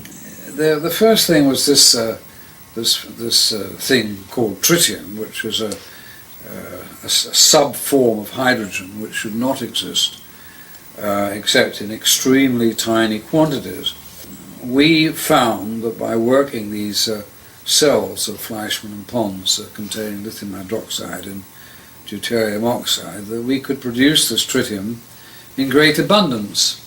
Let's say at 10,000 times more than it ought to be there, as it were. And let me stress that we couldn't do it every time, but about one result in 5 or one result in 4, and eventually we worked up to 2 results out of 3. We could produce tritium. That was the first thing, and in a way it was the first clear proof of the phenomenon. And but the most important and unbelievable phenomenon at that time was the observation of tritium. Back at Texas A&M, Bockris's group found themselves under attack. Science magazine writer Gary Tobbs wrote a stinging article that insinuated that someone in the group had spiked the samples with tritium. Although unfounded and eventually proved untrue, the allegation effectively dampened Bockris's remarkable claims. But I think the main part was that I had done work which was against the paradigm, and that was what they were really upset about. People had laughed at it and said, "What the heck are you doing, trying to disprove the laws of nuclear physics?" And of course, that's exactly what we were doing, and succeeding, you see. The tritium work was the first indication to me that there was a reality, and then Claytor at Los Alamos also got positive results, and so did Howard Menlove. And they're people that I respect and could talk to personally. It became fairly clear that there was a very strange phenomena occurring here. There are also, in similar experiments sometimes, and rather dissimilar experiments sometimes, evidence of an anomalous nuclear process. However, it is conceivable that there may be a process even more powerful than nuclear reaction that physics does not yet understand. That is the mystery of cold fusion. Yet as early as 1992, cold fusion experimenters began reporting unusual appearances of trace amounts of different metals such as copper, silver, chromium, and zinc when examining their spent cells. Rechecking for possible contamination, scientists like Bockris and Miley confirmed that indeed new metals and isotopes were being formed, transmuted, during the process which produces excess heat. Kevin Wolf made many measurements of tritium. Then he got some even more astonishing results as early as '92, which were these transmutational results, the metal forming another metal inside the electrode, you see, which was super anti-paradigm. There's that dreadful word alchemy, which we mustn't use, but it was a form of that in a way, that it was creating new metals, you see. We see transmutation phenomena. We see helium-4 production. We see a range of methods of getting the excess heat. The writing is on the wall. The fossil fuel age is about to end. The sword of this panel's condemnation struck with speed and brutality, ignoring the facts in a blind rush to judgment. Hot fusion physics people have been very vigorous in their denunciation of this being called fusion. Right away, reports came in of excess heat, much too large to be from any chemical reaction. Laboratories from Texas to India confirmed the presence of tritium, a vital determining feature of a nuclear reaction. Within 2 or 3 weeks, we got the first results, and several groups started saying, yes, we are seeing excess heat, and but the most important and unbelievable phenomenon at that time was the observation of tritium. This was a discovery perhaps as significant as the Wright brothers' first flight at Kitty Hawk. There are also, in similar experiments, evidence of an anomalous nuclear process. In the free-for-all that followed the cold fusion announcement, hot fusion proponents drew the specious conclusion that cold fusion must work like hot fusion. If Pons and Fleischmann are alive, they contended, then their results must be faulty, since the neutron radiation from the fusion reaction would surely have killed them. They refused to consider that another form of the same process might be at work. In the years that have followed, the cold fusion process has repeatedly produced not only heat energy, but also nuclear byproducts such as tritium and the ash from a nuclear reaction, that all-important indicator of nuclear fusion, helium. It's clearly not possible to produce helium from a chemical process. The only possibility that remains is that the helium is produced by a nuclear process. If the helium is produced by a nuclear process, then necessarily there will be an associated release of heat. Having seen the effect with my own eyes, the claims from a few that this is impossible, inconsistent with all known laws of nuclear physics, these suggestions are in fact irrelevant. That well said. But notice how important the tritium was in this, and they thought it was a fraud because they didn't find the other things that usually go with fusion, with hot fusion. There wasn't the ionizing radiation, but there was transmutation too. Now let's look at some of the samples that were collected from the WTC. You have a variety of all sorts of strange things in the air. And if you look at the melting or the boiling temperatures of these things, there's no rhyme nor reason to the amount of the quantity. It isn't that the things that boil at a lower temperature are more prevalent. What is even more bizarre is that organic material was also found with this, which shows it was not from a high temperature process. Now we get to the most exciting slide. This is from leaky nuke plants, what they pollute into the waterways. The amount of tritium, this is exponential, logarithmic actually, and it's a very high number. This is what is produced in the cell with cold fusion. This is what was found in the basement of WTC-6, the one with all the cylindrical cutouts in it. And this is normal background. What I use the Great Lakes for normal background. And this is from atmospheric nuclear bomb testing. You can see over time it's decreased. So it's gotten down there pretty far, but this is definitely above normal. Now, a lot of folks say a nuke was used on 9/11. Well, do you think they could have kept Chernobyl a secret? People all the way around the world measured the fallout from that. If there was some kind of a regular nuke used in Manhattan on 9/11, do you think they could have kept that a secret? People all around the world would have measured it. There was no like Geiger counter measurable radiation that came from there.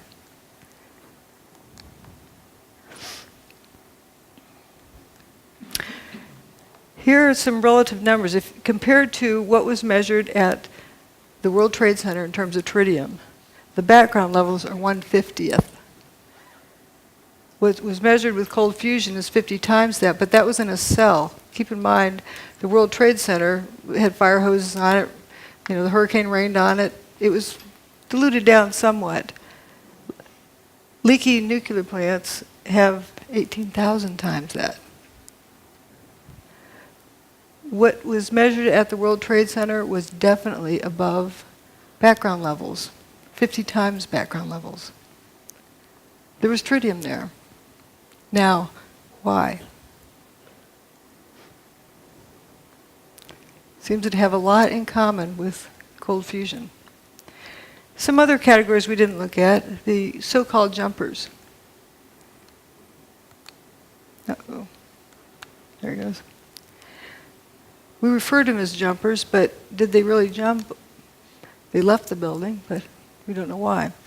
Here's the airplane-shaped hole. This wingtip always gets to me, how thin it is. And we have some interesting people up here hanging out of the 105th floor. Closer look, looks like this guy's taking his pants off. This guy has his shirt off. If there's a fire in there, your clothes protect you from fire. We don't see smoke coming out these windows. What's going on here? Why on earth would someone want to take their clothes off outside the building? They want to live. They're hanging on to the building. This guy's hanging from one hand and one foot, taking his pants off. Let's say he has some weird fetish that he just needs to take his pants off. Well, if there's smoke inside, you take a big deep breath, step in, get the pants off, step back out. Why hang from the outside of the building? Well, if I were there and if I was told the building's on fire, I'm going to head to the bathroom right away before we lose water pressure. Wet down whatever extra clothing I have around, wrap it around my head, and head for the stairs. I'd be wet. If the fire sprinklers came on, I'd be wet. If they didn't come on, it was hot, I'd be wet, sweating. Good chance that their clothing was wet. Now, why would they want to take off wet clothing? You heard of active denial system? I'm not saying that's what this is, but just as a parallel. It's a microwave, they put it for crowd control. And it makes you think that you're burning up, so you just have to get out of there. You just leave no matter what. You don't think about it. So maybe some people were jumping from that. Would be a good reason why you'd want to take your wet clothes off. Microwave is many times worse for wet clothing. I don't know if that's what it was, but it's consistent with something like that going on inside the building, but not outside the building. And we do know the building was turning to dust inside for the hour before its demise. There's people who say it was thermite. Okay. What? Reports of it, as well as evidence of it in other ways. But there's a cute story about a new probationary officer, first day out of school for being a firefighter, and he's supposed to stick with his boss. And they get up to some place, and the boss says, "All right, everybody, drop everything and go down a few stairs." And they get down there, and then they eventually start going back up again. And the boss says, "Well, where's your mask?" "Well, you said to drop everything." So, but the poor guy. So the boss said, "You get out of here." So here's this firefighter making his way down the stairs. He gets down to the third floor, and 100% of the light is blocked out because he described it as having been turned to dust. He knew it wasn't smoke because he could breathe, but the floor had turned to dust. It was completely filling the air. There's a lot of stories similar to that. Now, there were folks who somehow believe that thermite had something to do with it. Well, let's see if we can make some. You have a steel structure, the towers, with aluminum cladding. Let's see if you grind them up. And you end up with rust and aluminum powder. You know what that is? Thermite. Those are the ingredients of thermite. So those ingredients are going to be there anyway. But what does thermite do? Well, here's a test of thermite here. Welding a railroad track. Blinded by the light. There was something missing in Manhattan that day. People weren't blinded by the light. You know, if there was nukes that went off, people would be blinded by the light. That's how they weld earthquakes.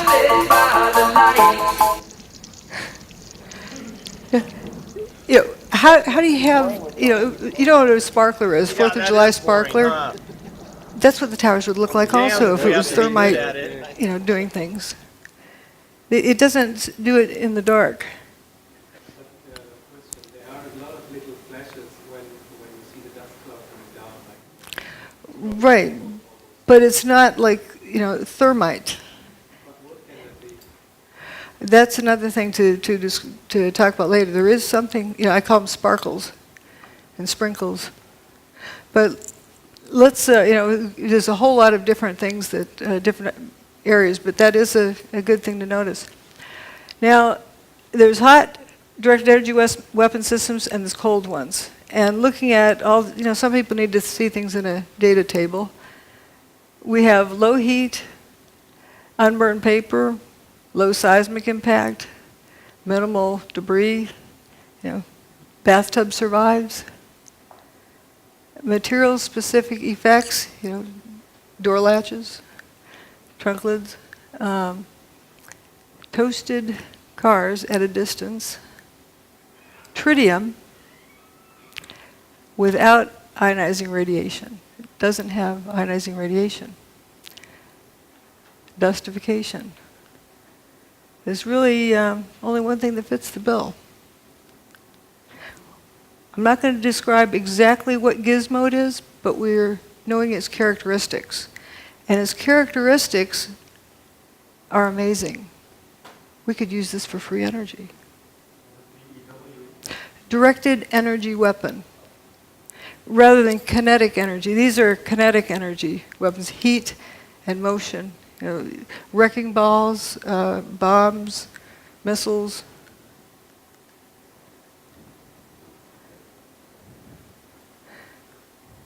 This is from 1989. Science by Press Conference. Is it a shortcut to fusion energy? I don't want to disappoint anyone. I think I'll read my lips answer here, and then I'll carry on. I think that'll become clear why I'm saying that. Can you read my lips on that back in the back? It says no. Energy is a long way off. That's why I say no. This is our result. It's just way off. It's I think a door that's open to us, but really a door on physics more than on energy. Geophysics in particular could be an interesting area. Don't go there. Don't research there. But then he calls for a vote, and he holds up his hand. Let's vote to destroy the careers of Pons and Fleischmann, and vote that it's not science. Why I'm bringing this up is we want to be sure this doesn't happen again. Here, he raises his hand. Department of Energy funding. And we have Steve Koonin, who was just appointed by the first administration of Obama to an undersecretary of the Department of Energy. And these guys are thinking about raising their hand. Oops. And peer pressure causes people to do things like this too. If everyone else holds their hand up, you start holding your hand up. You don't want to be caught not holding your hand up.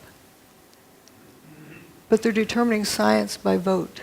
Opportunism, Jones insisted on going public quickly with his opportunism. Jones insisted on going public quickly with his opportunism.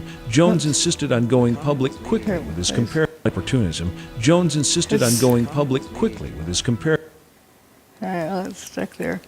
Now let's look. The building turned to dust. Something did that. People say, well, you don't know of a technology that did that, so therefore it didn't, happen. Wait, you start out with determining what happened first. It's very important because if you start out with what you know, you won't get there because you've never seen this before. But we know it happened, so therefore there is a technology that exists that can do this. That technology can also be used for free energy. Now let's vote on that. The tower's gone. So this is more of determining facts. Did they mostly turn to dust?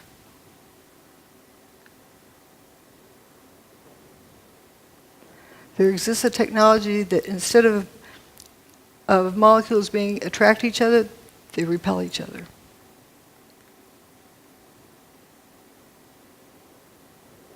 What happened is not impossible because it happened. This is another Charlie Pound song about gatekeepers.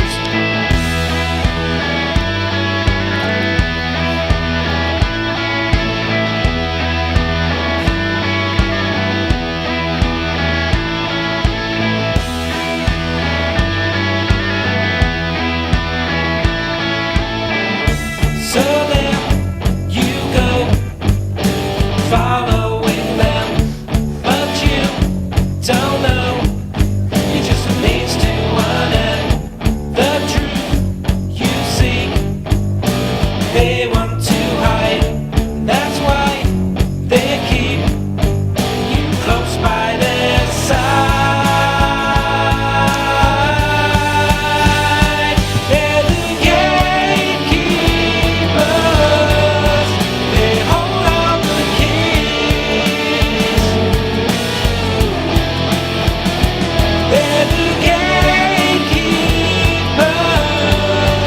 information disease. An opportunity lost.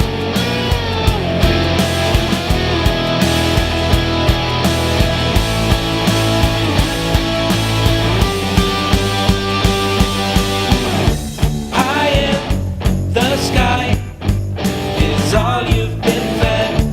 I think that is why you forgot your own head. Sometimes you need to be cruel to be kind. That makes me believe you've lost your own minds. To the gatekeepers, they hold all the keys. They're the gatekeepers, information disease.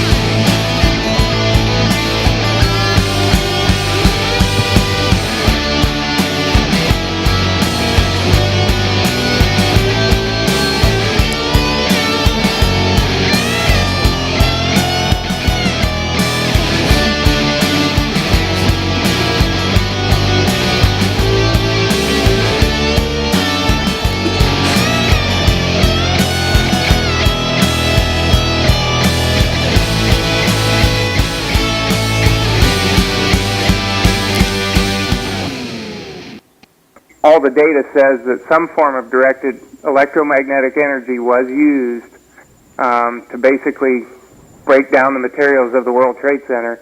And the connections that Jones has between the cold fusion experience that everybody can read about in Dr. Malov's book and with what's going on right now with the 9/11 situation, it's just a mirror image of him muddling up and then, trying to get public opinion against, whoever his target is. In this case, it's Dr. Judy Wood. In the previous case, it was Pons and Fleischman.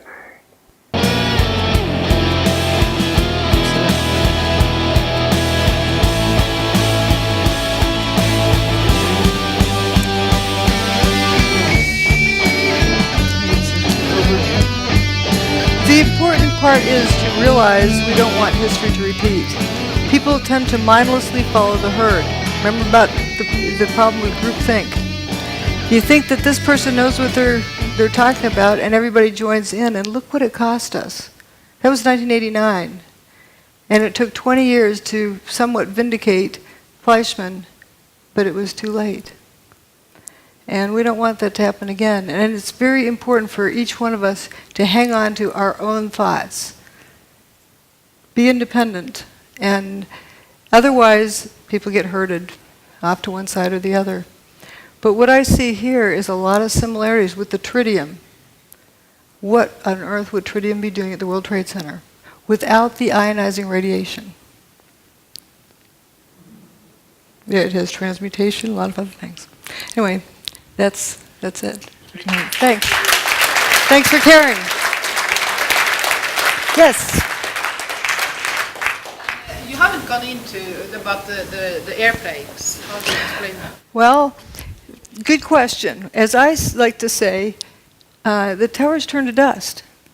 Airplanes can't make buildings turn to dust. Real airplanes can't, and neither can fake airplanes. So they're a distraction. But often people are, they've been taught that there's airplanes that hit. What happened to the passengers? What happened to the airplanes? I don't get into that because it's such a distraction, but it is an interesting question. What happened to the airplanes? Joey Moore, that flight attendant who flew out of Boston that morning, he saw the flight attendants for Flight 175. That was the last time he saw them. The flight attendants that were on 175, he saw them that morning in Boston, the ones that supposedly ended up in the South Tower, that plane, Flight 175. They didn't really go in the plane. Yes, but he doesn't know where they went after that. We don't know. I think that's a different topic. What I'm talking about here today, I'm presenting evidence of what happened. Not theories, not ideas, but evidence. And that evidence, the silver lining in that horrible cloud, is that it is a demonstration of free energy technology.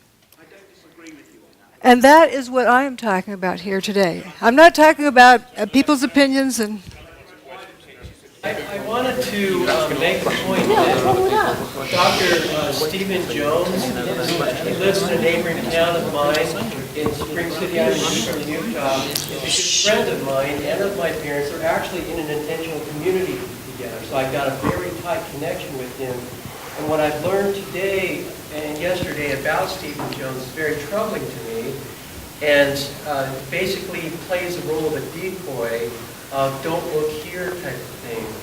And the reason that that's supported is because he has this evidence and he has not gone with it. It's, to me, blatantly obvious.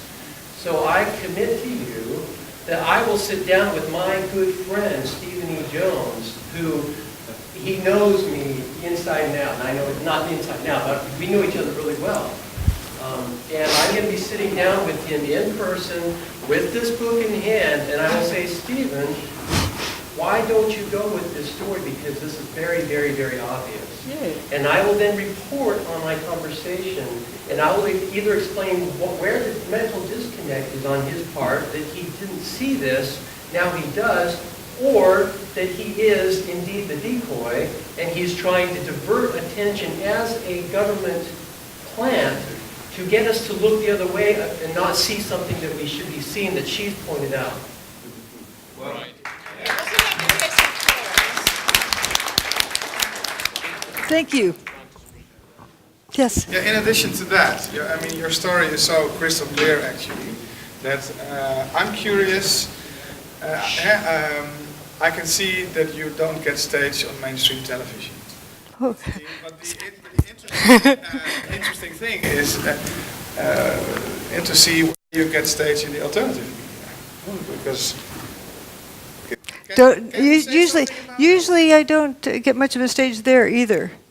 But that's changing, and thank you to Jerome for inviting me here to this conference, and that is wonderful. Yes. Yeah. If you want to read my book, that will give you a catalogue of how Judy has been excluded from the alternative media with the evidence showing exactly who is responsible for that. He's documented it since 2006. You can download my book to Kindle, an iPad, and actually also a free audiobook from my website. I'll mention this tomorrow. But anybody who wants to download that tonight, they can even get a free audio version because some kind lady in New York decided to do an audio book of my whole book, 370 pages. She took it upon herself to do it, so it's now in a completely accessible format for anybody that wants to read it free. That's good. Let's see some other questions. There. Yes. Obviously, there was some about John Hutchinson on the web, and I know a little bit about him. Have you much experience with John Hutchinson and the? I've been there and witnessed the effects of his. He can get it to repeat, but not all the time. Oh, he can get to repeat whenever he wants to. If you want a demonstration, he can get within 20 minutes. He has the thing warmed up and going. And for people who say that there's this rumor that it's not repeatable, there's a picture of John sitting amongst about 50 samples. Shows it's repeatable. Judy. Yes. Over here. Hi. Oh, here. Hi. Hi. Great talk. I really enjoyed it. It was a very good presentation. I didn't seem to be sceptical earlier. I didn't really mean to put that over. But moving on, I'm just trying to clarify. On the one hand, we've got the cold fusion. On the other hand, we've got the kind of Hutchison effect. How do those two gel together? I know you're just saying we're only saying what we can see. But I'm just trying to kind of put it together in my head. But looking at the similarities in the evidence, John Hutchison gets all of the same, transmutation. They may indeed be the same thing. Is what he's using like a microwave type Yes. beam. What he uses is interference of at least two different types of energy. He creates a static field using a Van de Graaff generator. He used to use Tesla coil, but he now uses a Van de Graaff generator, and creates a static field, and within the static field interferes radio frequency signals like microwave. And within that zone, or someplace within that zone, these effects occur. And would you say that the cold fusion type effects, the effects of tritium, was as a result of that exotic energy?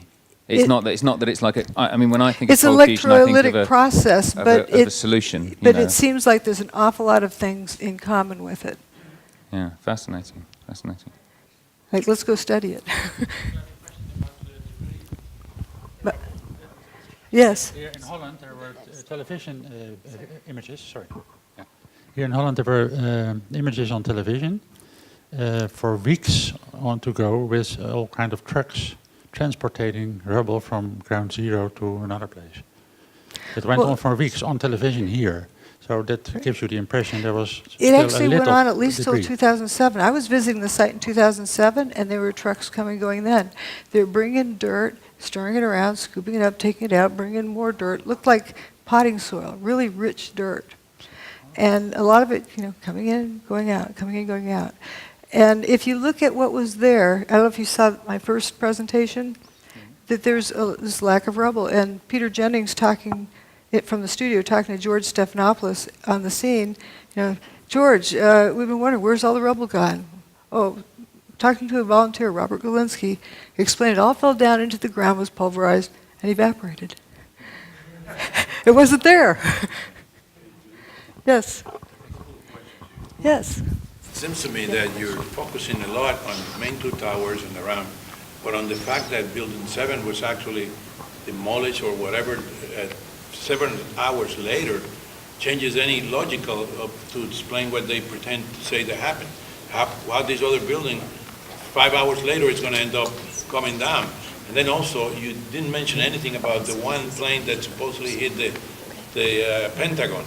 I'm talking about what happened at the World Trade Center. For you specifically don't want to get into. Well, I'm staying focused on this. There was the most amount of evidence available for this.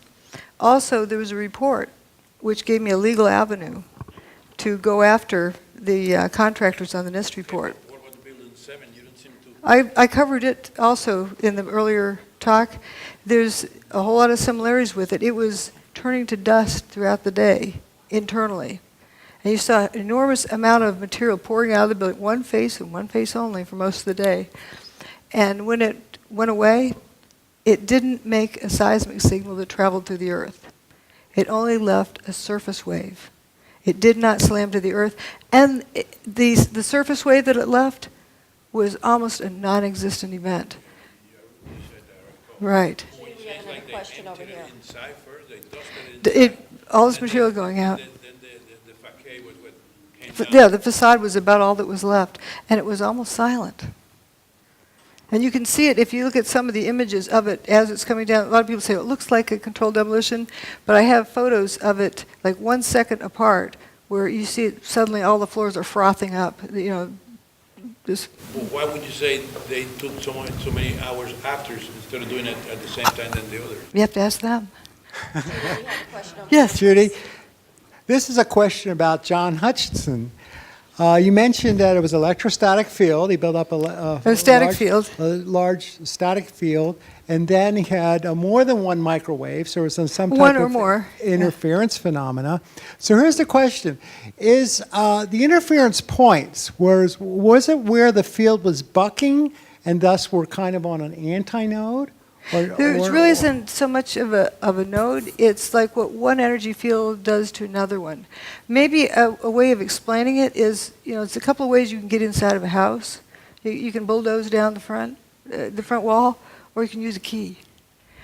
What it turns out, the interference of these different energy fields, if done just right, is like a magic key that opens up this door where you get this free energy. Wow. So John Hutchison brought down the World Trade Center. No. Well, I was giving a talk in Portland. No. Here's what's wrong with it. John and I were giving a talk in Portland, Oregon. Somebody asked that question. Well, he sometimes can't get it right. He sometimes gets it here, gets there. He can't really control it well. And I said, John didn't do 9/11. Thank you. We have time for one more. Hello, Judy. I'm an engineer myself, and if you look at the events of 9/11, it's a perfect theater. But looking from the culprits, you would expect that they have tried it before. And if you look at the anomalies in the Earth magnetic field, are you interested, or have you been looking for the period before 9/11, if there were any other anomalies in the Earth magnetic field that you expect? There are various things, and it's a big, complex event. I was also looking at the correlation between solar storms and hurricanes. It turns out if there's a solar storm that hits the Earth, about the time you have this low pressure system out in the middle of the Atlantic, very good chance it's going to turn into a hurricane. That's an interesting, correlation there. They got it first time right. I mean... there's other events I've not studied very carefully, but for example, Oklahoma City, it looks just like the inside of Building 6. The only difference is one, I've got pictures side by side, the only difference is one has some wheat checks at the bottom, showing that it came from the World Trade Center. There's also other events that have happened that are very questionable, but it isn't that it necessarily happened just this way for the first time. Thank you. Do we have time for one more? Sure. Just one more, this young lady in the front. I'd like to hear what the truth movement in America, how did they react when you came with this finding? Oh, that was back in 2006. For example, I'll go ahead and say it. Stephen Jones tells people that I'm talking about ray beams from outer space, or space beams. He's also the person that coined the term cold fusion for ridicule. It's not really the typical fusion. It's a different kind of process. And that helped sink it. And I remember an interview with Martin Fleischmann. He was asked if he had any regrets. He said, yes, letting my competitors call this cold fusion. Yeah, I never let people call it space beams, but I don't get on the air and somebody else does. But there's most of the people in the truth movement have genuine interest. They're sincere people. But there's collection agencies, I call them. They collect people, render them useless, keep them out of trouble. And anytime we get pulled into a group, or like what somebody recently told me, if you find yourself on a garden path, leave the garden. And that is sort of what happens with these organizations. And people tend to go with the flow. They tend to go with peer pressure. Let's have a vote about whether or not to trash somebody's career. instead of look, what did these guys find? Let's go look at it. Ladies and gentlemen, Dr. Judy Wood, we appreciate her knowledge, her courage, and her willingness to share. Thank you. Thank you.